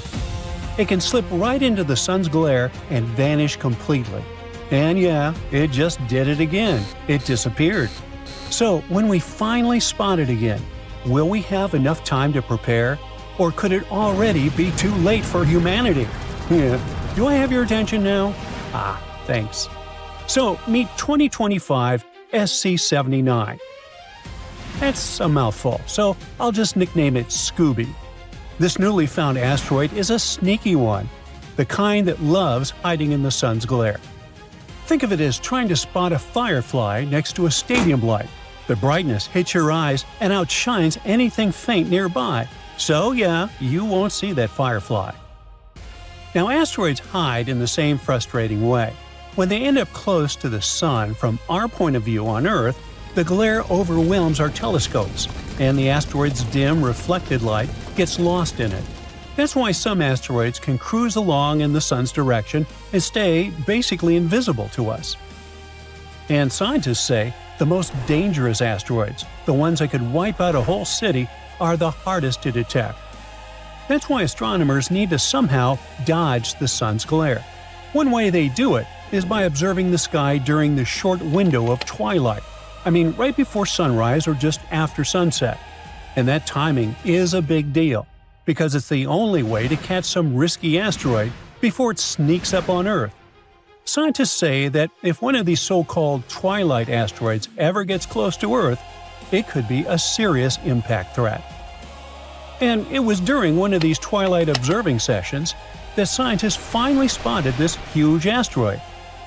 It was September 27, 2025. Scott Shepard, an astronomer at a Washington-based institute, was scanning the sky, hunting for anything unusual in our solar system.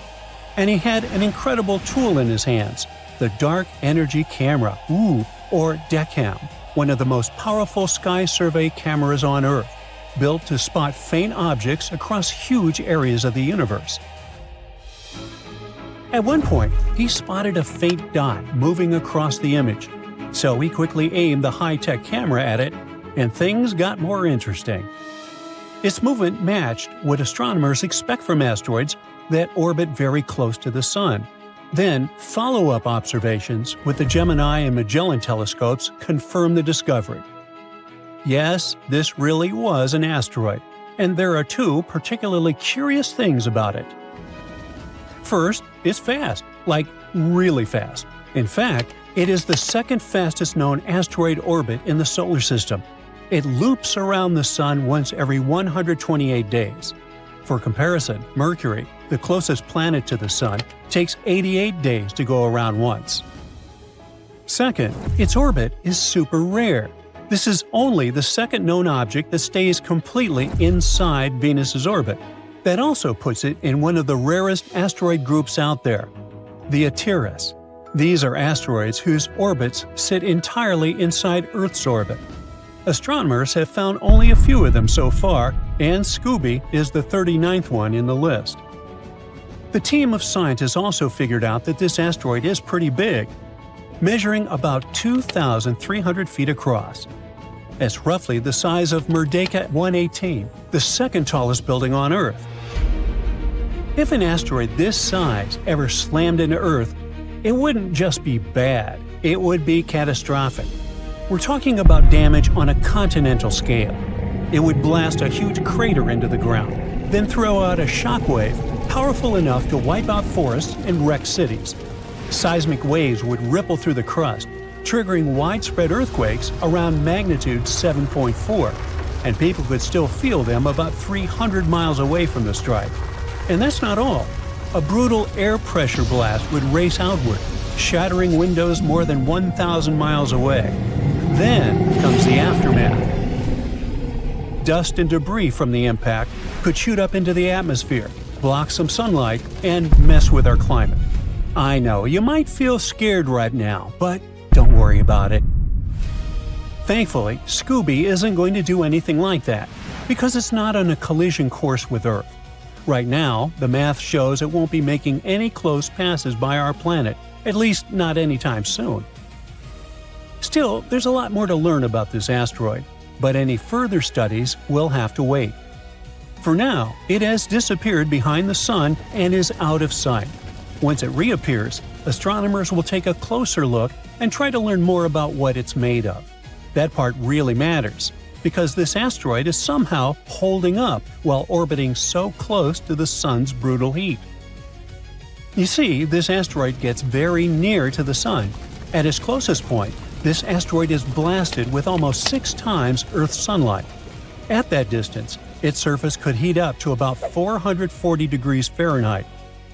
What scientists don't know yet is how a rock this big can get baked over and over again without falling apart. And there are 2 more things astronomers want to check once it comes back into view: how fast it spins and how bright it looks. Now, by bright, I mean how much sunlight it reflects, because asteroids don't make their own sunlight. They're just big rocky chunks that shine by reflecting sunlight back at us. Anyway, those clues can tell scientists what Scooby is made of. One possibility is that this asteroid is loaded with dense metal, and that could explain how it survives the Sun's brutal heat. And if that turns out to be true, this asteroid could be a relic from when the solar system was just forming. Or maybe it slowly moved closer to the Sun because the gravity of Venus and Mercury gently pulled on it again and again over millions of years.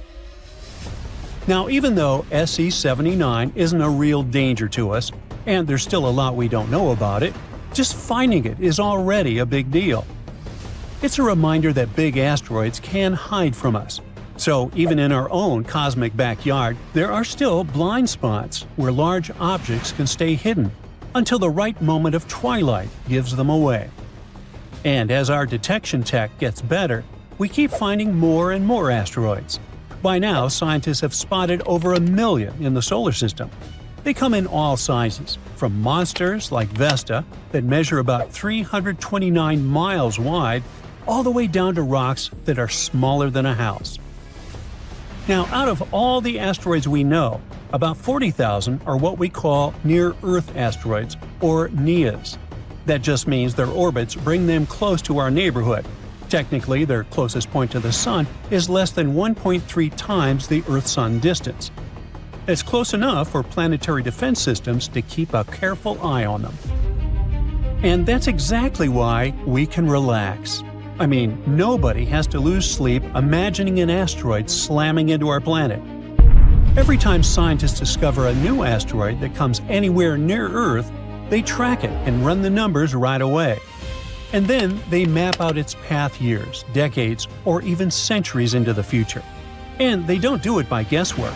NASA's automated systems, like Sentry, constantly scan the asteroid catalog and calculate whether any of these objects has even a small chance of hitting Earth over the next 100 years.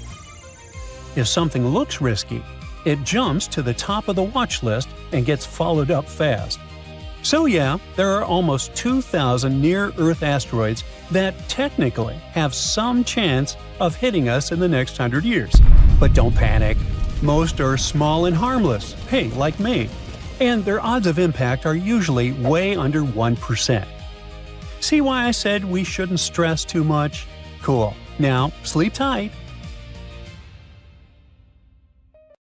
Well, the space object 3I Atlas just whipped past the Sun, and instead of clearing things up, the new images made everything even stranger. Because if this thing really is a comet, then it's the strangest comet ever recorded. And if it's not a comet, then we're watching something completely new invade our solar system. So, should we be worried? This all started back in July 2025. Astronomers using the Atlas Survey Telescope in Chile spotted a faint, super fast-moving object, something unlike anything they'd seen before. That was our first look at 3I Atlas, and right away, scientists had a lot of questions. Where did it come from? What's it made of? But more importantly, what is this thing? At first glance, it almost looks like a tiny cell, right? Like something you'd see under a microscope, with a bright center like a nucleus, and this fuzzy outer layer. But when we look at it from a different angle, the mystery clears up.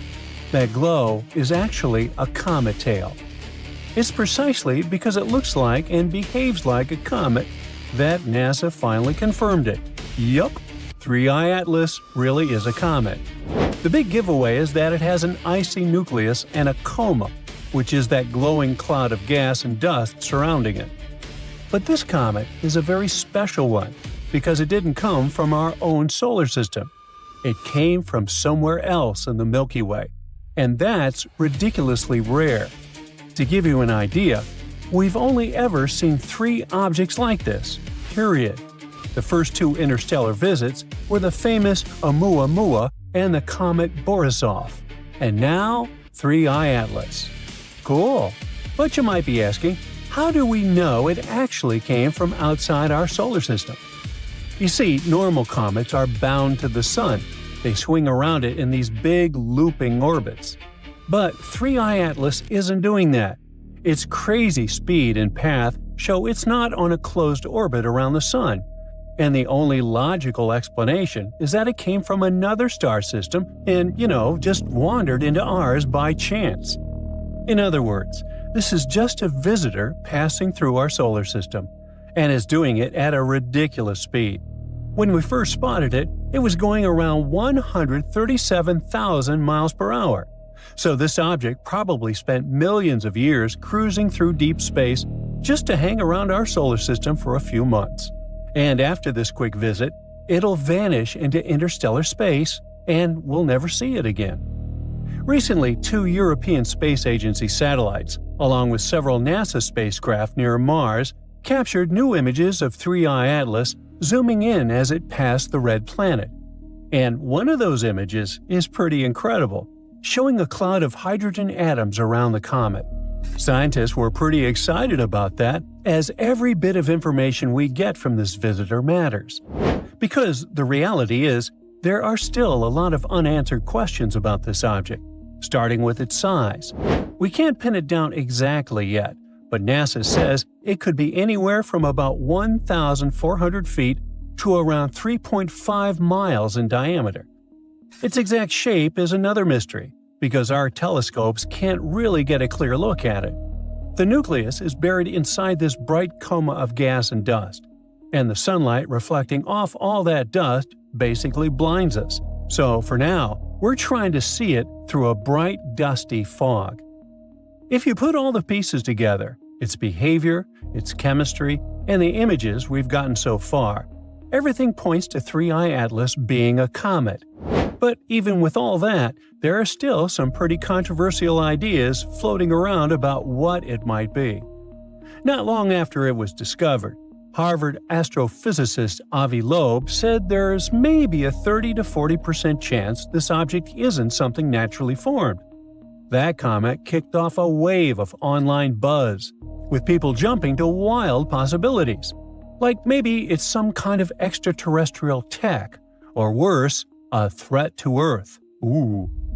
According to this theory, 3I Atlas might be a massive extraterrestrial mothership. Its odd trajectory could mean it's sending out little satellites toward Jupiter to collect intel for some extraterrestrial civilization. So, in that version of the story, this isn't just a comet. It's basically advanced space spy tech. But then the obvious question is, why spy on Jupiter, right? I mean, wouldn't Earth be way more interesting to an interstellar civilization? Well, in this theory, Jupiter is the target because it's so much bigger than Earth and the other neighboring planets. The idea that a planet that massive could act kind of as an interstellar beacon, something that stands out from far away. The region near Jupiter is another big reason. It's almost like it's an ideal parking spot, where space technology could basically hang out without using much fuel at all. In other words, if you were going to place advanced satellites somewhere to watch a planet, well, that's prime real estate. Pretty cool, huh? But as fun as that theory is, we gotta come back down to Earth for a second. According to the major space agencies, this thing is a comet, case closed. But that label doesn't make it any less special. 3I Atlas is still a total weirdo in the best way, and it stands out for a bunch of reasons. Let's look at 3 of the most important ones. First, this object is old, like really old. Older than me. Scientists think it's been traveling through space for at least 7 billion years. That's so far back in time that it was formed before our Sun and Earth even existed. So yeah, it's probably the most ancient thing we've ever seen in our cosmic neighborhood. Second, its glow. Comets can sometimes look kinda green, and here's why. When a comet gets closer to the Sun, the ice inside it heats up and starts releasing gas. I know the feeling. Some of that gas is made of carbon-based molecules, especially one called diatomic carbon, or C2. When sunlight hits those molecules, they light up, and to us, that glow shows up as green. But with 3I Atlas, that green color is, well, confusing. The data suggests that this comet is actually low on those carbon chain molecules. So, the big mystery is, if it doesn't have much C2, how is it glowing green at all? Well, nobody knows. And now, the third thing that makes this comet stand out. It seems to be giving off a metal alloy we've basically never seen in nature.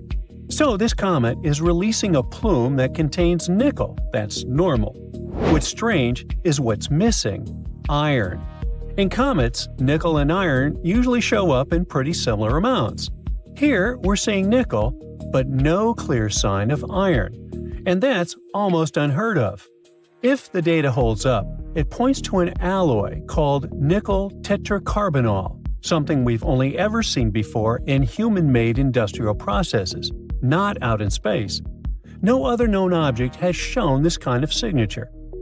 Well, now that you're familiar with 3I Atlas, we gotta answer the biggest question of all. Is it a threat to us? Good news! No, the comet isn't dangerous, and it's going to stay really far from Earth. So we can all take a deep breath. Well, I feel better. Although it's harmless, tracking it has been super valuable for planetary defense. You see, space agencies are always watching asteroids and comets, running the numbers on their orbits, and making sure we'd get a warning if something ever did head our way. But 3I Atlas gave them something new to practice with. This is the first time tracking data from spacecraft orbiting another planet were officially submitted to and accepted by the Minor Planet Center. That's the big global database where asteroid and comet observations get collected and checked, so scientists everywhere can stay on the same page. So, in a way, 3I Atlas was like a rehearsal. Gathering data like this from a totally new setup helps researchers sharpen their methods and improve how we spot future space objects. And that means better detection, faster tracking, and more readiness, just in case the next visitor isn't quite so friendly. Uh-oh. Did you know that over the past year, around 150 asteroids whizzed closer to Earth than the Moon? But that's not the scary part. It's that some were only noticed after they flew by. And if even one of those had taken a slightly different path, whole cities would be gone. That's what keeps the scientists worried. The invisible stuff hiding where our telescopes can't see. Let's explore what that means. Astronomers keep a list of asteroids that wander into our neighborhood. If a rock's orbit comes close to Earth, it joins a special club we call Near-Earth Objects, or NEOs. That list can include anything from a harmless little space pebble that wouldn't break a window to a rock big enough to cause an earth-shattering kaboom. NEOs are leftover materials from when the planets were forming. Some of that rubble ended up tucked safely in the asteroid belt between Mars and Jupiter, but some pieces got nudged onto paths that cut across Earth's orbit.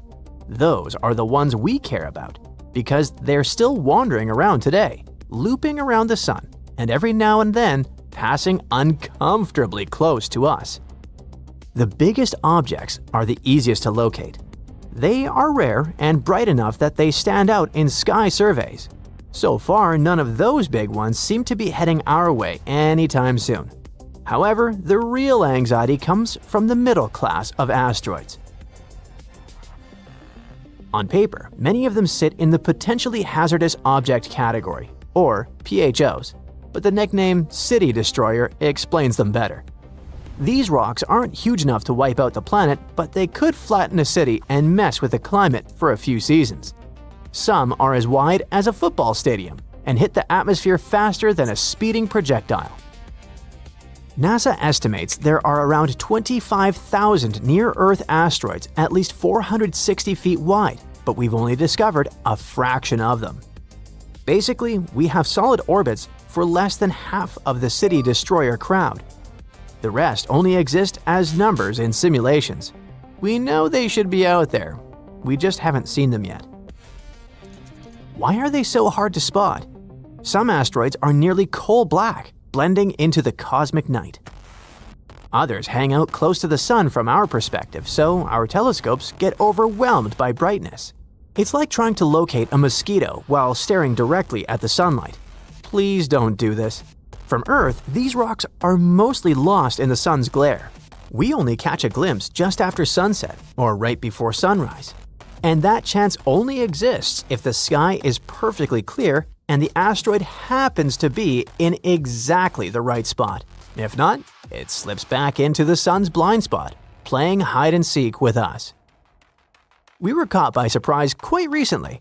In 2013, the Chelyabinsk meteor came from the direction of the rising sun. No one saw it in time because it was coming from the wrong direction. It exploded high above the region, shattering windows across the city and sent more than 1,000 people to the hospital. The scariest part is that the meteor was only about 60 feet wide. Now imagine a city destroyer coming from that same direction. A stadium-sized rock stepping out of the sun's glare would give us very little warning, maybe a few days or a week instead of decades. And we know that the blind zone is not empty. Observations have already revealed at least one large asteroid in that region that scientists can seriously consider a planet destroyer. It's called 2022 AP7, and it's huge. This thing is more than half a mile wide, big enough that if it ever hit Earth, it would be a catastrophic day for everyone. Astronomers found it by using the super-sensitive dark energy camera during Twilight, pointing the telescope at the region of the sky most surveys normally avoided. The good news is that AP7 isn't headed straight for Earth. Its orbit crosses the orbit of our planet, but the timing doesn't line up, so we won't encounter it this pass, the next one, or even for several centuries. The bad news is what that discovery hints at. If it took this much effort to notice something like this, what else are we missing? And 2022 AP7 is just one PHO. Other asteroids closer to the Sun were also spotted during those same Twilight searches. New simulations say some of those hidden rocks are not random. A bunch of them seem to share an orbit with Venus. They do not orbit Venus itself. They orbit the Sun in almost the same lane, sometimes a bit ahead of the planet, sometimes a bit behind, like kids jogging on the same track but spread out along the lap. Astronomers already know about roughly 20 of those Venus co-orbitals, and their paths are anything but stable. Gravity from Venus, Earth, and other planets keep tugging on them, and over thousands of years, those poles could stretch their paths until they start crossing Earth's orbit. Most flybys are harmless, but one unlucky pass could be the one that counts.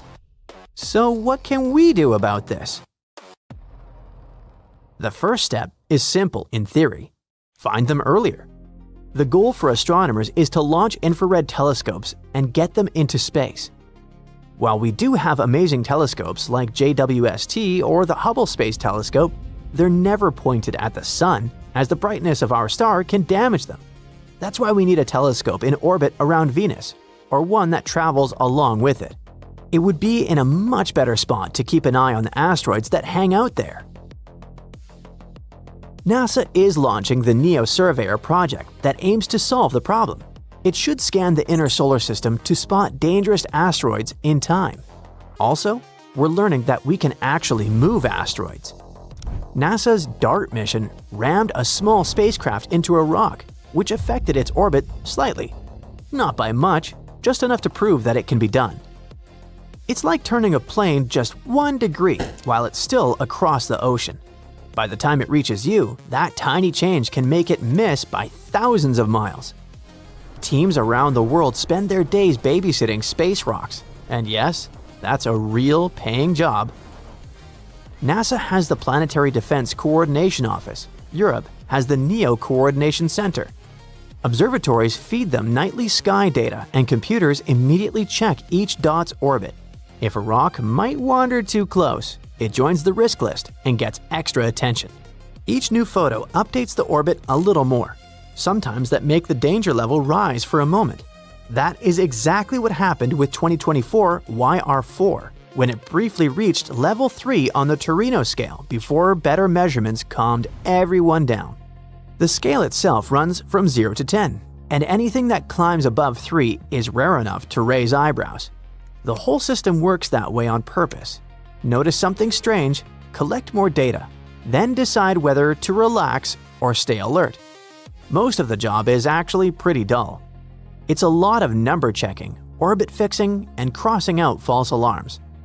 That quiet, careful routine is what lets the world respond quickly when a rock finally appears that isn't just passing by. So how worried should we be? For those huge planet-destroying rocks, the short answer is not much. Nothing that size is on the near-term schedule. Smaller city-level threats are trickier. The odds of one hitting Earth anytime soon are still tiny, but they're not zero. Think of it as a cosmic lottery that has been running for billions of years. Every once in a very long while, the universe draws a number that makes astronomers sit up and pay attention. It's not a reason to panic. It's a reason to build better eyes in space and make sure that if a bad ticket ever comes up, we see it in time to do something about it.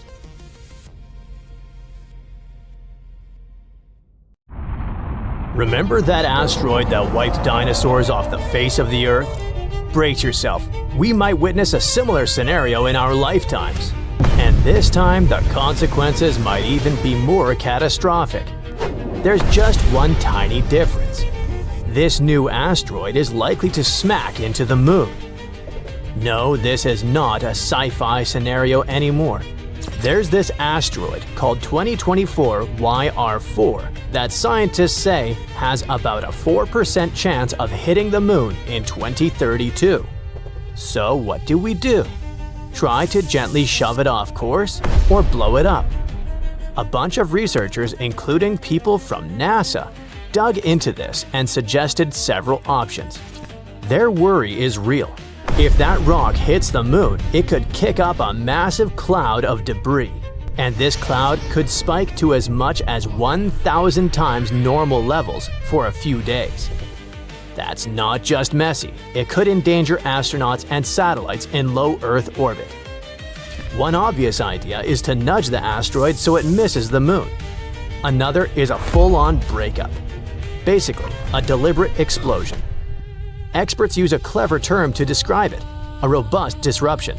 But nuking an asteroid is totally untested. Nobody has ever done it before, and it carries huge risks. You could create a bunch of smaller but more dangerous fragments, or do something unexpected that can make things worse. In any case, the idea is out there for scientists to chew on. Now here's the backstory. 2024 YR4 was first spotted on December 27, 2024, and reported to the Minor Planet Center. That's the official hub that tracks all new asteroids and comets. Pretty soon, it showed up on NASA's Century Impact Risk Table, which is like the agency's watch list for any asteroid that could potentially hit Earth. For a little while, things looked sketchy. Out of 37,000 plus known large asteroids, YR4 was the only one with a real chance of smacking into Earth anytime soon. Its odds even climbed to a record 3.1%. That might not sound like much to such amateurs as me and you, but in space terms, that's huge. Scientists were really paying attention. Luckily, after a few more months of better tracking and sharper observations, they nailed down the asteroid's orbit more precisely. Turns out its path isn't taking it anywhere near us after all. Its chance of hitting Earth has dropped so low it's basically zero now.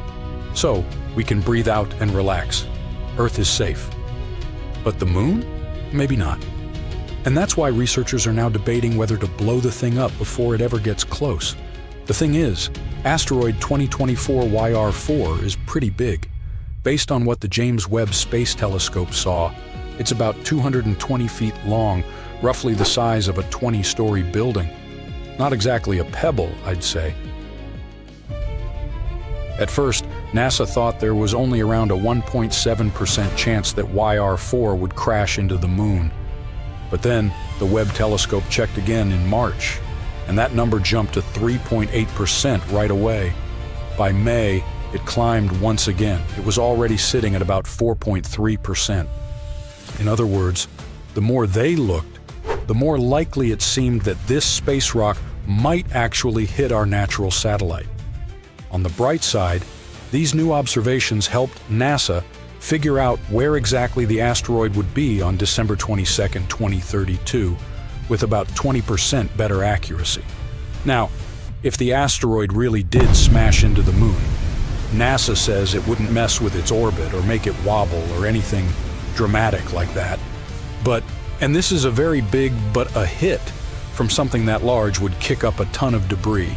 And that flying space junk could become a real problem for satellites orbiting Earth, or even for astronauts on the International Space Station. That sounds alarming enough. That's why the story might take a turn straight out of a sci-fi movie. Scientists are seriously considering blowing the asteroid up. But unlike in a movie, this isn't about saving Earth this time. The most extreme idea is to launch a bunch of nuclear explosives at the asteroid before it reaches the moon. The thinking is, if they can blow it to pieces while it's still far away, the debris will scatter safely into space instead of causing problems near Earth. But of course, there's the catch. While scientists know roughly how big YR4 is, they don't know exactly how much it weighs. And that's a huge problem. Without knowing its mass, space agencies can't design a precise mission to knock it off course. In theory, they could send out a reconnaissance spacecraft first, something to get close to the asteroid, measure it up, and figure out the best way to push it away. But researchers say there just isn't enough time. By the time we'd collect all the needed data and build the right hardware, it'd be too late to intercept the asteroid before the 2032 impact window. So instead of a gentle space nudge, some experts suggest going full Armageddon-style, that very robust disruption. Translated into human, it's blasting the asteroid apart with nuclear explosions. Sure enough, this idea comes with a massive risk. What if the explosion accidentally changes the asteroid's path and sends some fragments toward Earth? The researchers admit it's a possibility, but still think nuking it could be the most practical solution, given the circumstances. If the mission ever happens, it would need to launch sometime between 2029 and late 2031. This would give it just enough time to reach and intercept the asteroid before it gets too close to the Moon. Now, nuking space rocks might sound over the top, but NASA actually has some experience with asteroid defense. Back in 2022, they pulled off something groundbreaking with their Double Asteroid Redirection Test, or DART. That mission was all about proving that humans could physically change an asteroid's path without using explosives.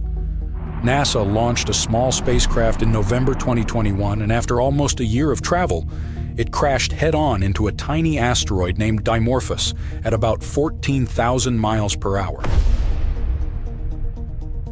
The idea was simple. If you hit an asteroid hard enough, you can slightly change its orbit, just enough to make it miss Earth someday. And it actually worked.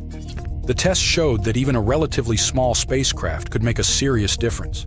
Now, the European Space Agency wants to double-check exactly how much of an effect that crash had. In October 2024, they launched a follow-up spacecraft called Hera from Florida's Cape Canaveral Space Force Station.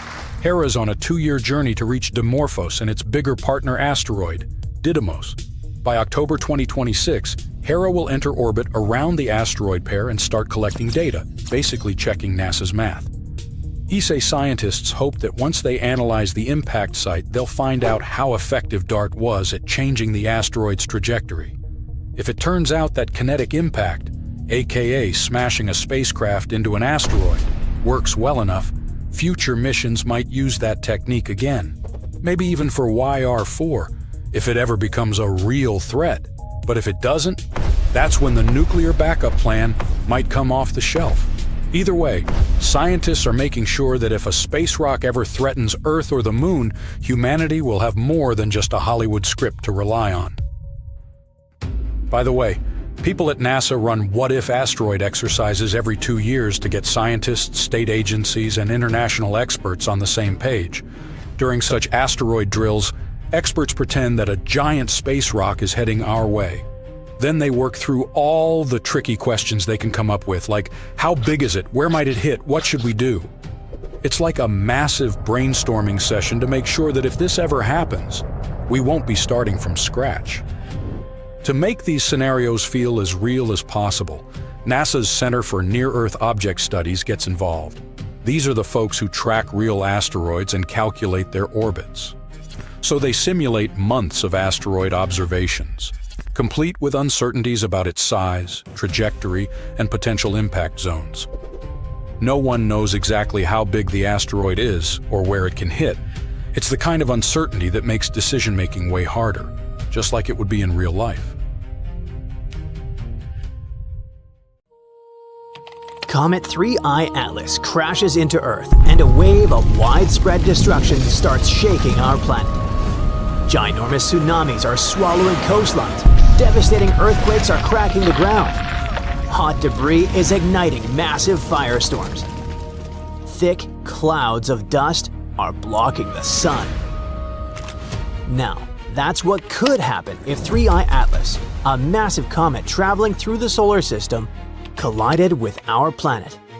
But can this disaster actually occur? When will 3I Atlas be the closest to Earth? Let's figure this out. First of all, this comet turned out to be way larger than we previously thought. Its weight is likely a whopping 33 billion tons. Let's throw in a few comparisons to put it into perspective. The Eiffel Tower weighs about 10,000 tons. So, 33 billion tons is roughly the weight of 3.3 million Eiffel Towers. Impressive. Next, all the cars on Earth, and we're talking about 1.5 billion vehicles, each weighing about 1.5 tons, weigh approximately 2.25 billion tons. This means that the comet's mass is 15 times greater than the combined weight of literally all the cars on the planet. And finally, compared to buildings on Earth, 33 billion tons is equal to several large metropolitan areas made entirely of steel and concrete. But the whole idea of how big this comet is fades in comparison with an even crazier fact about it. It could be unknown technology from a different galaxy, and some experts are somewhat sure about that. But why? 3I Atlas was first spotted in July by NASA's Asteroid Terrestrial Impact Last Alert System. A bit later, the US Space Agency confirmed that the object was an interstellar object, only the third we have found so far. Before, it was comet 2I Borisov that passed through in 2019, and Oumuamua, a weird elongated object that appeared in 2017. But the newest comet, with its up to 3.5-mile nucleus, dwarfs Oumuamua, which is just a quarter-mile long, and Borisov, which is about 0.6 miles across. By the way, some believe that the comet could be even bigger, up to almost 7 miles, but scientists haven't found any proof of that yet. Besides its size, 3I Atlas is different in other ways too, which makes some scientists question its origins. The object is shedding huge amounts of carbon dioxide and dust while zooming towards the sun.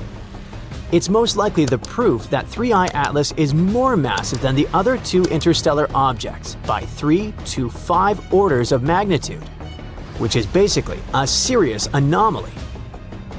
The comet is also traveling toward the sun incredibly fast. We're talking about around 130,000 miles per hour, which is almost 170 times the speed of sound. Another weird thing is that this interstellar object is following a straight trajectory, unlike anything else in the solar system. Most space bodies move along curved orbits due to the force of gravity. That made some researchers believe that 3I Atlas might be a probe sent by another civilization to explore Earth, possibly with not-so-friendly intentions. Their theory is that the object could be a technological artifact, a sign of cosmic intelligence. You see, the comet moves in a pretty weird way that doesn't totally line up with just gravity. Its trajectory also takes it close to Venus, Mars, and Jupiter. And researchers think that these planets might be especially interesting for another civilization to pass by. Another bizarre fact, the space traveler also spins backward compared to most stuff in our solar system. This might be necessary to make it easier for 3I Atlas to get near Earth without much resistance. Some scientists think the comet's odd spin and flight path could help whoever or whatever made it take super precise measurements of the planets, things like their orbits and sizes, to plan a perfect route through the solar system.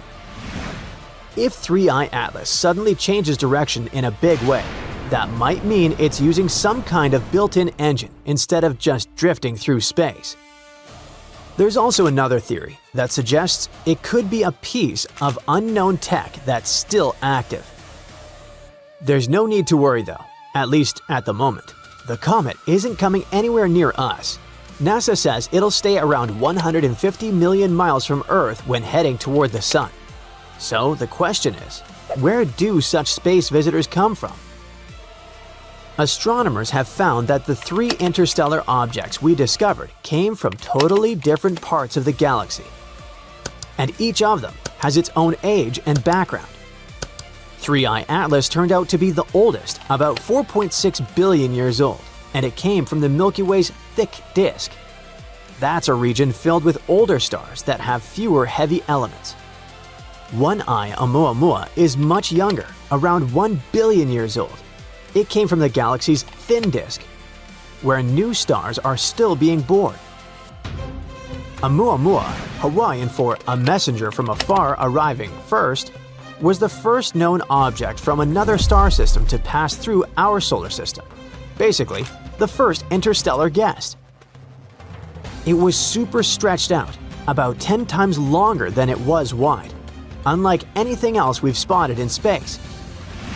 It also sped up in a way that couldn't be explained by gravity alone. Changes in brightness showed it was tumbling end over end instead of spinning smoothly. At first, scientists were confused because the space body didn't have a tail or cloud of gas like a normal comet, even though it was accelerating. That led to a lot of debate about what it was made of and where it came from. Just like with 3I Atlas, some people wondered if it could be technology created by a space civilization. But most scientists now think Oumuamua was a totally natural object, just a really weird one. The best guess is that it was a comet releasing invisible hydrogen gas, which caused it to speed up slightly. Sadly, by the time astronomers found it, it was already heading out of the solar system, so there wasn't much time to study it. As for 2I Borisov, it sits in between at roughly 1.7 billion years old. It also came from the thin disk. It was the first confirmed comet to come from another star system, and it gave scientists a super rare peek at what materials beyond our solar system were made of. The comet was discovered in 2019 by Gennady Borisov, an amateur astronomer who actually built his own telescope to search for faint space objects. Unlike the first interstellar visitor, Oumuamua, which looked more like an asteroid, Borisov behaved like a classic comet. It had a bright coma. That's a temporary fuzzy atmosphere of gas and dust forming around the comet's nucleus as it approaches the sun. Plus, it boasted a long tail of dust and gas. Studying 2I Borisov helped researchers learn more about how other planetary systems form. Observations showed that its dust grains were compact and that the amount of gases like carbon dioxide changed a lot as it approached the sun. It could mean that the comet formed under very different conditions than anything else in our solar system. Now, 2I Borisov is speeding away from the sun and will never return. But it allowed scientists to take a unique glimpse into the chemistry and history of distant worlds. Interestingly, the differences between these three space objects suggest that interstellar visitors have been getting kicked out of planetary systems all across the galaxy for billions of years, so it's not something new. To figure out if 3I Atlas might be some kind of probe from another planet, scientists are checking for any signs of technology, like strange radio signals, electric activity, and weird movement patterns.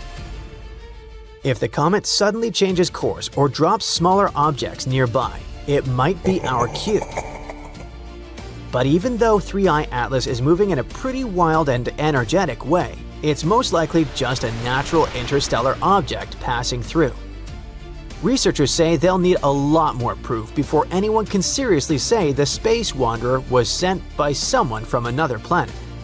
What do you think about this newly discovered space traveler? Share your opinion in the comments. Hey, can you lift a truck with your hands? No? Shocker.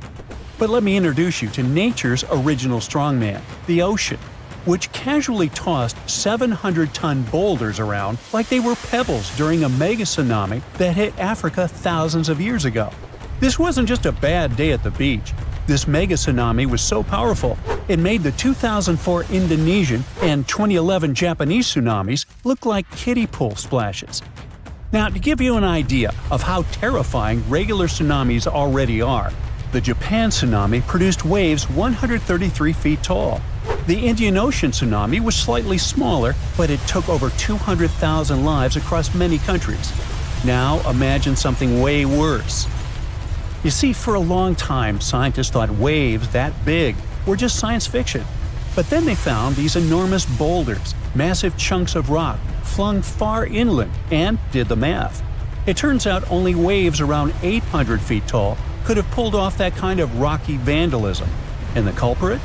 A volcano that literally fell apart into the ocean and triggered one of the most powerful tsunamis Earth has ever seen. Usually, tsunamis are blamed on underwater earthquakes, tectonic plates getting into slap fights. But volcanoes? Oh, they've got tsunami potential too. In 1883, for example, a volcano in Indonesia named Krakatoa erupted for 6 months non-stop until it exploded, and the explosion was heard all the way in Australia. This triggered many tsunamis, some almost 100 feet tall. Still, that was more like a toe dip compared to the full cannonball from the mega tsunami. Back in ancient times, the volcano that crumbled during the mega tsunami was huge, and it didn't just fall apart. It lost a chunk that was 10 times the size of Mount Everest. 10 Mount Everests. It was like the Earth wanted to see what would happen if we threw a mountain into the ocean just for fun. It was so massive that when the entire side of the volcano belly flopped into the Atlantic, It created waves that could cover the Statue of Liberty 3 times. It also destroyed an island more than 30 miles away. The volcano behind this real-life Michael Bay scene was called Fogo, located on, you guessed it, Fogo Island. This island is basically just a whole single volcano that rose from the sea thanks to a magma hotspot, a place in the ocean where a lot of magma escapes and erupts like an underwater volcano. Over time, this magma cooled and stacked up like pancakes until, voila, after 7 major eruptions, the island popped out of the ocean like it was playing peekaboo. Surprise, it's a volcano. But Fogo's dramatic entrance was also a ticking time bomb. You see, the more a volcano grows, the heavier it gets, and if there's not enough magma inside it to support it, the whole thing can just collapse. Sometimes it doesn't take much. A minor earthquake, some erosion, or just a poor foundation made of soft sediment can trigger a collapse. It's like a really tall guy trying to balance over a bunch of marbles. Fogo had all the bad luck ingredients: too tall, too heavy, and built on squishy ground. And it gets worse. As the volcano grows heavier, it starts squishing the magma underneath. That lava can't rise, so it just simmers down there, slowly thickening like soup left on a burner for too long. Gases build up, pressure increases, and eventually, kaboom! It's the volcanic version of eating too many burritos and then trying to hold in a sneeze. This massive pressure and imbalance can trigger what's called a flank collapse, which is science speak for oops, half the volcano just fell into the ocean. That's what happened with Fogo. Most of the volcanic islands that form this way are long gone, but Fogo is still very much alive and kicking. In fact, it last erupted in 2014, and considering that it goes off every 20 years, maybe don't travel to Fogo Island in around 2034. For the longest time, scientists believe only big, bulky volcanic islands could collapse like this. But new research says that even smaller, skinnier guys, like the Danny DeVitos of the island world, aren't safe either. The thing is that small volcanic islands only seem stable because of their small mass. It's like Danny DeVito and Arnold Schwarzenegger both slipping on the ice. Arnie's fall might cause more chaos, but Danny can still go flying. And those little collapses? Yes, they matter. Take Santa Maria, a tiny island that's about 170 times smaller than Hawaii. It has collapsed multiple times, not because it wanted to, but because it's basically standing on soggy breadcrumbs. Its foundation is loose marine sediment, and to make things worse, it's sitting right next to the East Azores Fault, where 3 tectonic plates meet up for daily slap fights. This fault is responsible for many earthquakes and even some tsunamis that happened in Lisbon in the past, so you can imagine what it's like living right above it. Every time the volcano in Santa Maria erupts and grows, it also sinks. But when a chunk collapses, it bounces back up like a buoy. This seamount to island again roller coaster means that Santa Maria has popped in and out of the ocean like a submarine playing peekaboo, and with every peak comes a potential tsunami. Another volcano with similar trust issues is Pacaya, located in Guatemala. Between 2011 and 2013, scientists spotted strange movements in the soil, tiny shifts that suggested something underneath was getting restless. Sure enough, in 2014, Pacaya erupted. Luckily, it didn't collapse, but that risk still looms, especially if magma gets trapped in it like it did with Fogo. The consequences could be explosive, literally. In fact, about 1,000 years ago, Pacaya experienced a collapse that sent debris avalanches more than 15 miles away. Since then, it's rebuilt itself like a fiery phoenix, but it could still crumble again. That's why volcanologists obsess over the tiniest wobbles. It's not paranoia if the mountain really might fall. Now you might be thinking here, okay, but that was the past. Surely that kind of ridiculous mega tsunami collapse can't happen again, right? Well, welcome to the 21st century. Islands like Hawaii, La Palma in Spain, and various parts of the Caribbean are sitting on the same kind of geological whoopee cushions. All it takes is the right combo: loose foundation, steep slopes, maybe some trapped magma, and boom, flank collapse. In fact, it's already happened recently. In 2018, Anak Krakatau, the volcanic baby of the infamous Krakatoa, lost a big chunk of itself during an eruption. It caused a tsunami, but it was more awkward than devastating, like a volcano losing its pants on stage. Embarrassing, but survivable. But that's just amateur hour compared to history's real showstoppers. Ritter Island's 1888 collapse was so intense that the island literally got shorter. It went from being more than 2,000 feet tall to a mere 460 feet. But the record holder is the legendary Latua Bay megasplash from 1958, where a 7.8 magnitude earthquake triggered a massive landslide that sent a wave taller than the Empire State Building roaring through Alaska at highway speeds.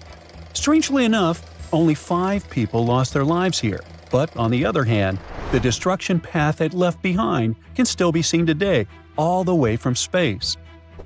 Melting glaciers and ice caps can make volcanoes collapse too.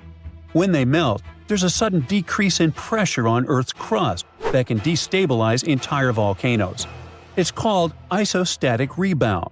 It's like suddenly yanking a chair out from under someone who's been sitting still for centuries. Whoops. Also, here's something you probably never thought you'd worry about on your island getaway. Some volcanic islands grow outward as lava pours into the sea, creating unstable platforms known as lava deltas. These deltas can collapse without warning, taking newly formed land, and sometimes tourists too, right back into the ocean. No pressure though, just thought, maybe you want to stay off steaming new land.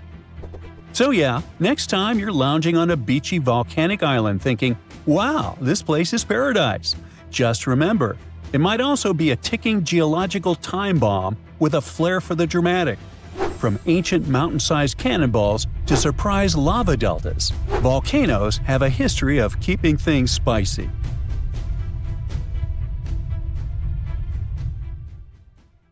Tick-tock.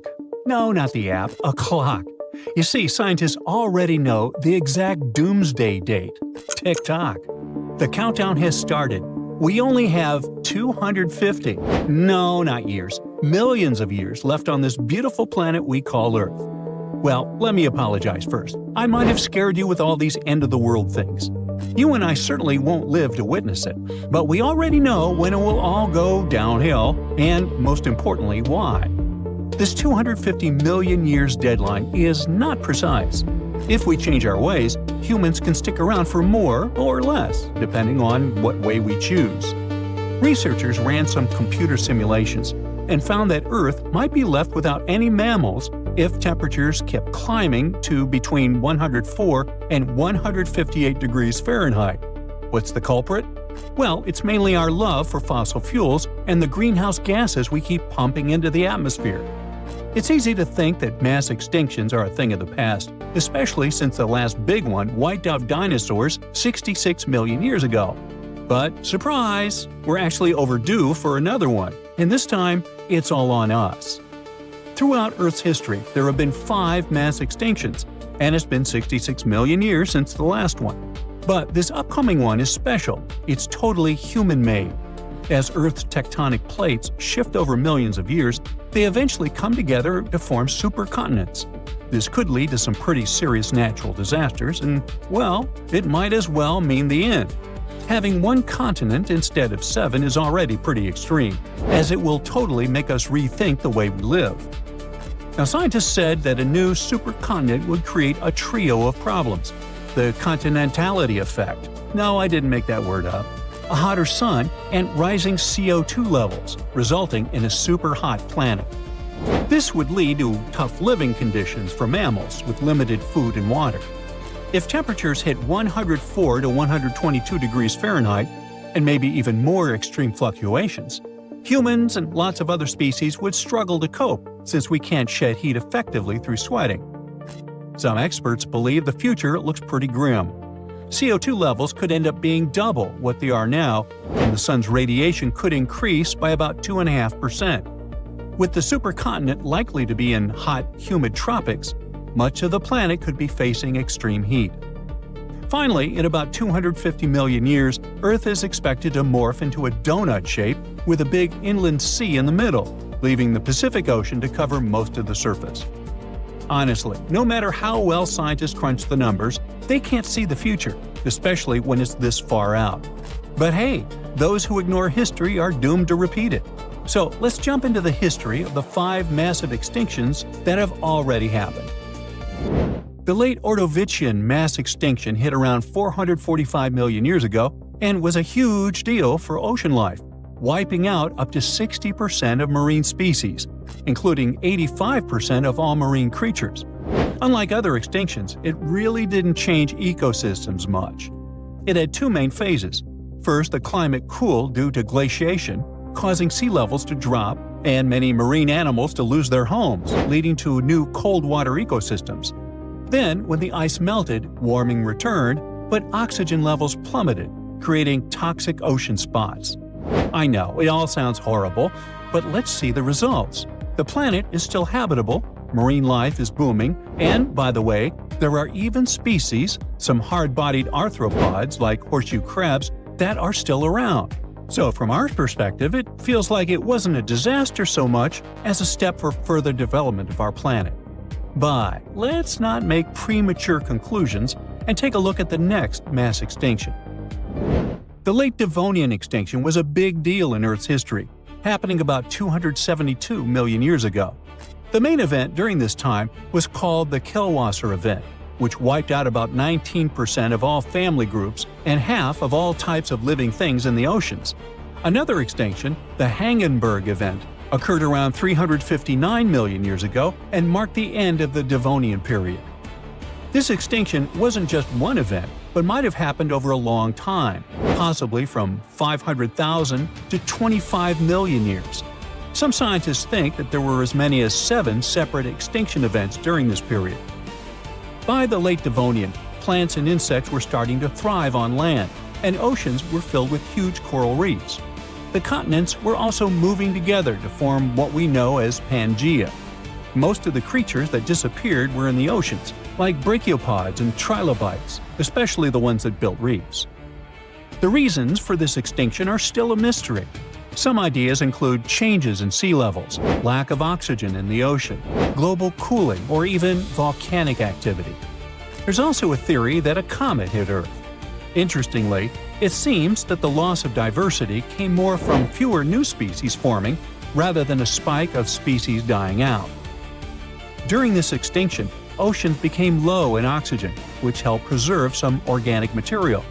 This, along with the porous rocks from that time, made Devonian rocks a valuable source of oil, especially in places like Canada and the US, way before they became Canada and the US. So far, these terrible mass extinction events don't sound that bad. Now, about 250 million years ago, there was a huge event called the Permian-Triassic extinction, often called the Great Dying. It was probably the worst extinction event ever on Earth. During this time, a whopping 59% of all biological families and 83% of different kinds of living things disappeared. This included 81% of marine life and 70% of land animals. Even insects were hit hard. Scientists believe the main cause of this mass extinction was massive volcanic eruptions in what we now call the Siberian Traps.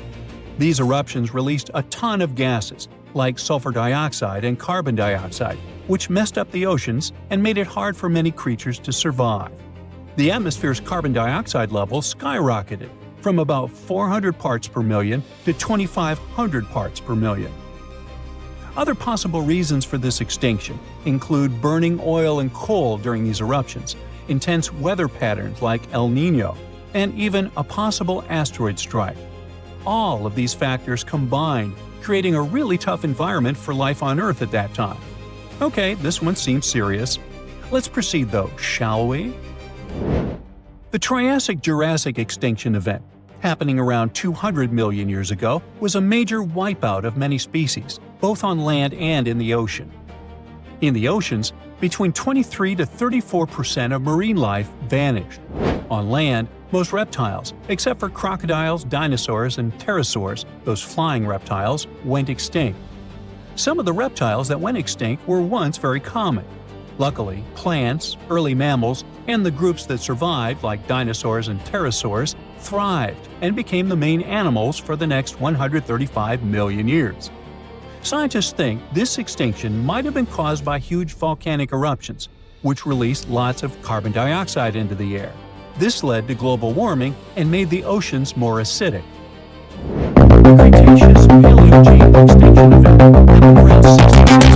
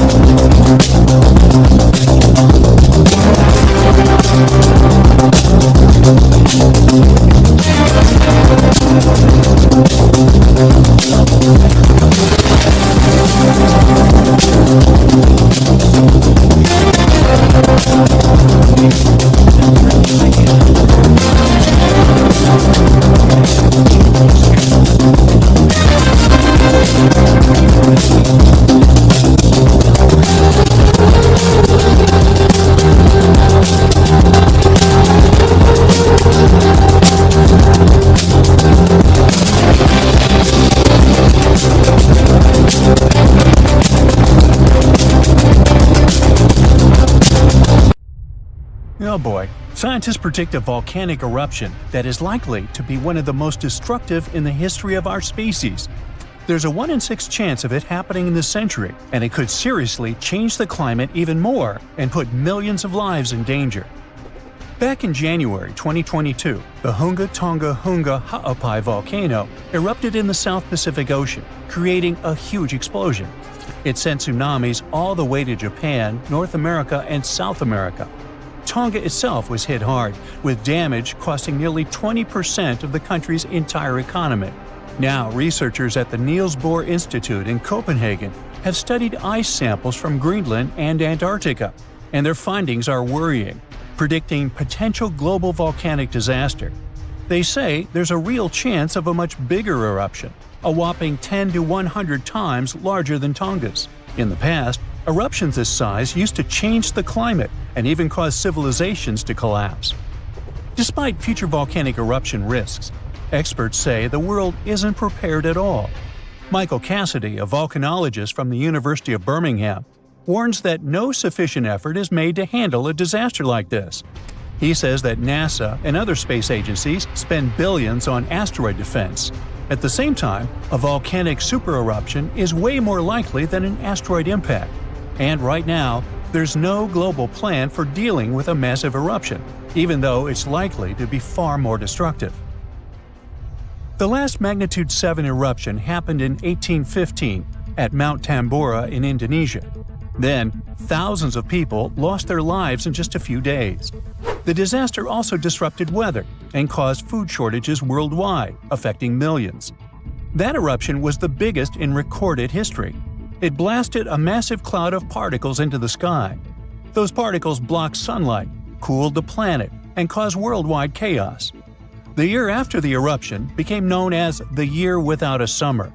Temperatures plummeted, crops failed, famine spread, and a cholera pandemic broke out, leading to tens of thousands of lost lives. A shocking fact, the eruption may have even inspired Mary Shelley to write Frankenstein while stuck indoors during the unusually cold summer of 1816 in Switzerland. Now, since then, many volcanoes have erupted, but none have matched Tambora's scale. Now, over 200 years later, scientists warn that there's a new supervolcano threat. Another massive eruption could be on the way, and the world might not be ready for it.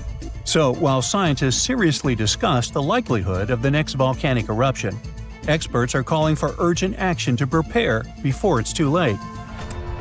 So the thing is, a massive volcanic eruption today could be even more devastating than the Year Without a Summer.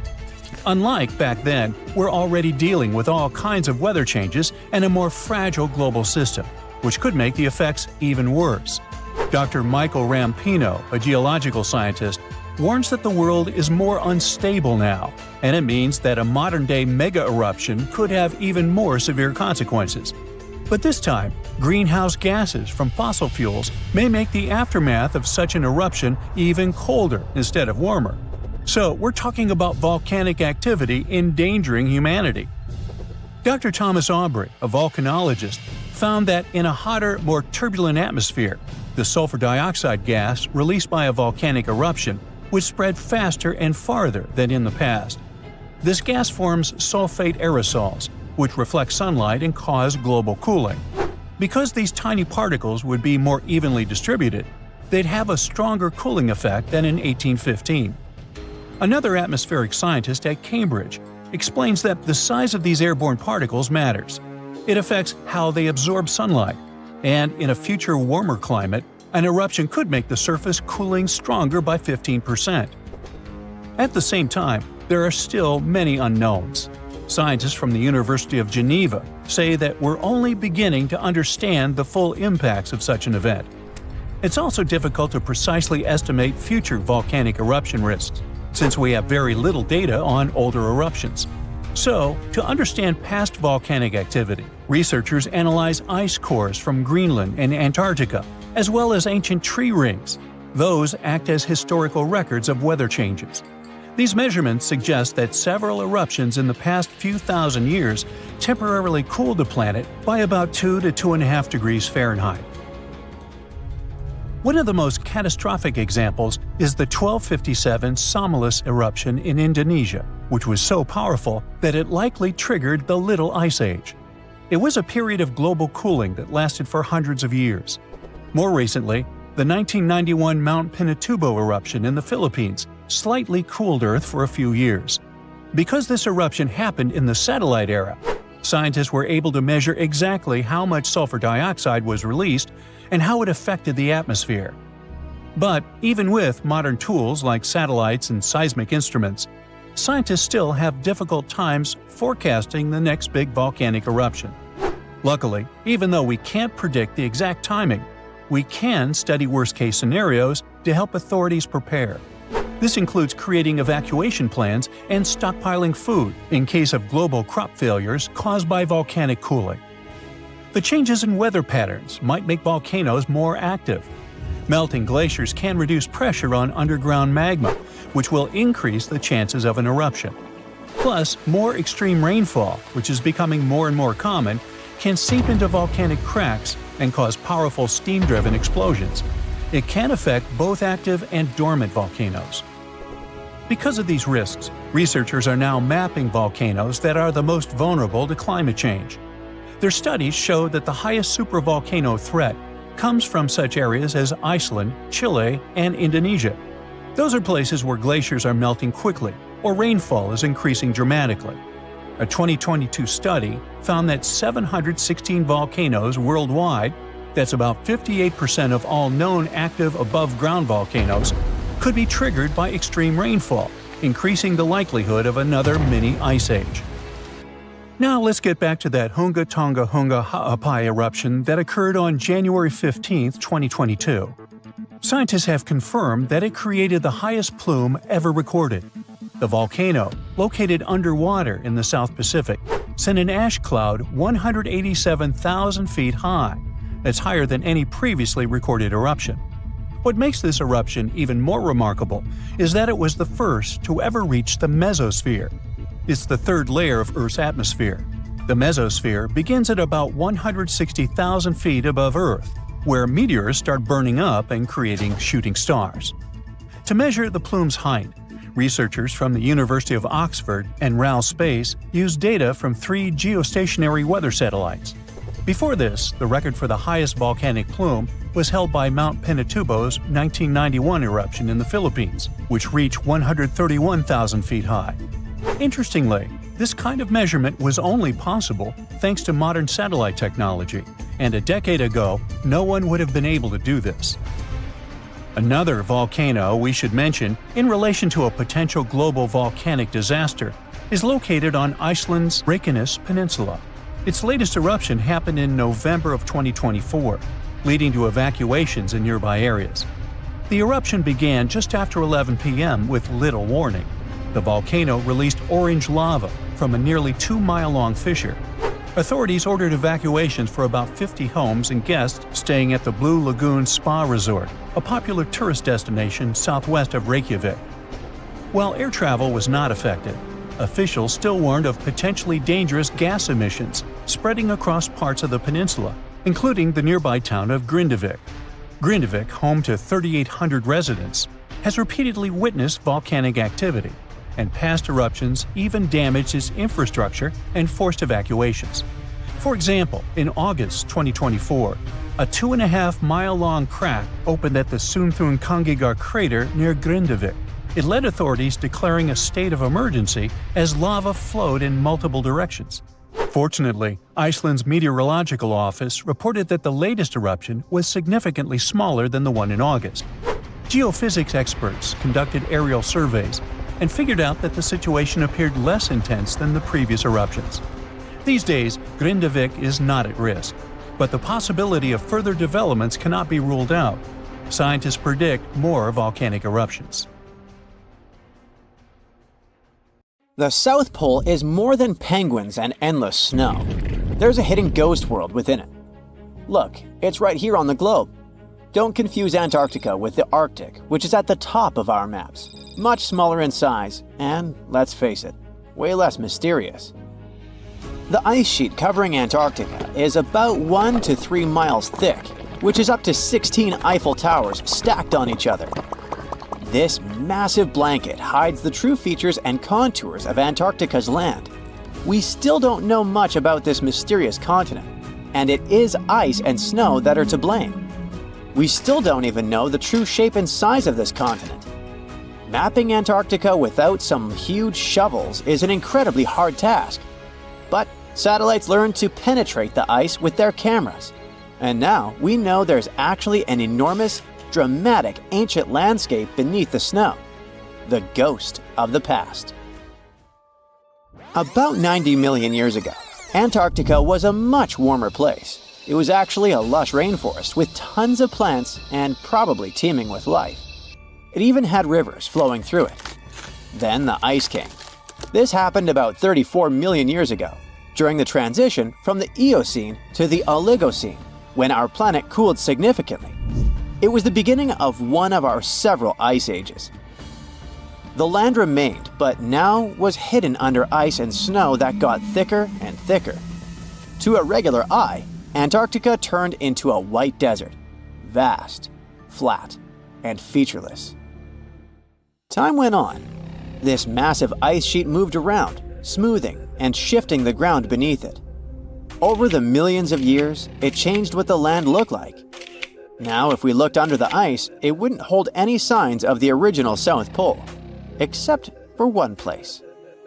In areas where the ice is especially thick and doesn't move much, like in East Antarctica, it has actually worked the other way around. It became like a super thick blanket that protects the land. Normally, things like wind or rain slowly wear away the ground over time, changing its shape. But since we have this protective ice blanket, it prevents these natural processes from reaching the stuff underneath. So, the ground stayed almost the same for millions of years, like it's been frozen in time. This special area near the Aurora and Schmidt subglacial basins has become the ghost of Antarctica's landscape. This place was barely touched even since it was first covered in snow 34 million years ago. This is a historical footprint, a place that can tell us what Antarctica's ground looked like before it became a freezing nightmare. As scientists peered under East Antarctica, they saw an amazing ghost. The traces of the rivers that were flowing there millions of years ago, various valleys, and some weird little islands, as well as 3 big chunks of land shaped like the letter U. Hey, what's that all about? You see, the continents on our planet are moving constantly, sliding along the red-hot lava mantle like cereal on milk. Over history, they came together and broke apart several times. Hundreds of millions of years ago, several continents were a part of one enormous Gondwana. Antarctica was one of them. It used to be one huge landmass. But when Gondwana broke apart, the poor continent got stretched by tectonic forces. Parts of land were pulled away from each other. Whoosh! And they got torn apart. And that's how we got these big chunks or blocks of land under thick layers of ice. In any case, Scientists now want to explore this ghost a bit more. But to study it deeply, they need to actually drill down through the ice, like using a straw to get to the bottom of a thick shake. This will help them pick up some rocks and dirt from way below to learn more about the Earth's history and climate. Antarctica is the 5th largest continent in the world, approximately bigger than the entirety of Europe or Australia, competing with the entire South America in size. Aside from East Antarctica, we discussed there are several more regions: Antarctica Peninsula, South Pole, West Antarctica, and the Ross Sea. The continent is basically a frozen sandbox, and all its hidden, mysterious landscape is actually less explored than Mars's terrain. We only know for sure that without ice, it wouldn't just be flat and empty, but an entire world full of big mountains, huge canyons, and even fiery volcanoes. Some of these volcanoes are so huge that they peak above the layers of snow. In West Antarctica alone, there are at least 138 volcanoes, though only about 8 or 9 are active today. One of the craziest ones is Mount Erebus, the southernmost volcano and the tallest one on the continent, about 12,500 feet high. And deep beneath the ice sheet, this guy hosts incredible, beautiful subvolcanic caves. The temperatures there are warm enough for t-shirts. The Antarctic Peninsula, or Lesser Antarctica, looks like a bunch of mountainous islands deeply underground. It has newer volcanic rocks that are part of the Pacific Ring of Fire, which is like a giant circle of volcanoes and earthquake zones around the Pacific Ocean. The Greater Antarctica is a huge part, almost as big as Australia. It consists of East Antarctica and the South Pole. Beneath the ice, it's a place of rocks that have been around for a very, very long time, including the special zone we mentioned. You probably know that Antarctica is nearly devoid of humans. No wonder, with a mean temperature of about minus 46 degrees Fahrenheit. But even though this place is horrifyingly cold and deserted, life still clings on. You guessed it, in the underworld. In 2017, scientists found DNA traces of algae, moss, and even possibly unknown small animals in the deep caves. That means that even in such crazy conditions, there are still unique ecosystems thriving in little isolated warm pockets beneath the snow. There was another incredible find beneath Antarctica's Ross Ice Shelf, a lively ecosystem vibing within an underground river. Scientists have long suspected that Antarctica's underworld should have some freshwater lakes and rivers. One day, a satellite spotted a groove there. They decided to explore it and used a hot water drill to melt their way through the ice. As they reached the underworld, they dropped a camera into one of those hidden fresh rivers. And at first, they thought they'd find just some rocks or something. But instead, they stumbled upon hundreds of amphipods, tiny shrimp-like creatures. Little ones instantly swarmed around the lens. Shrimps blocked the camera and scientists couldn't check out what they wanted to. Pretty funny, but at least that means that there really is an important ecosystem deep within Antarctica. Now, they're gonna explore it. And all this is just the beginning of the mysterious underworld. Antarctica's snow also hides the deepest canyon on Earth under the Denman Glacier. Well, Mariana Trench is still the deepest point on Earth, but it's a part of the oceanic crust, geologically speaking. Also, in 1958, explorers found a huge mountain range under the ice, as big and tall as the famous Alps Mountains. The range stretched for about 745 miles with peaks as high as 1.7 miles. And all this magnificence is buried under tons of ice. Who knows what else we might find there? Antarctica holds about 60% of our entire planet's freshwater, which means it would be pretty bad if it melted. For example, there's this Doomsday Glacier, officially known as Thwaites Glacier. It's a huge ice formation, about the size of Florida, and it's melting right now. Every year, the sea levels rise by 4% because of it. If this guy melts away completely, the sea levels all around the world will increase by 2 feet, which might not sound like a lot, but it would be catastrophic for coastal areas. Luckily, researchers have found that even if its ice shelf were to collapse in the next 50 years, the glacier itself wouldn't retreat as quickly as they feared. It's still losing ice rapidly, but it would be quite a slow process. That's it for today. So hey, if you pacified your curiosity, then give the video a like.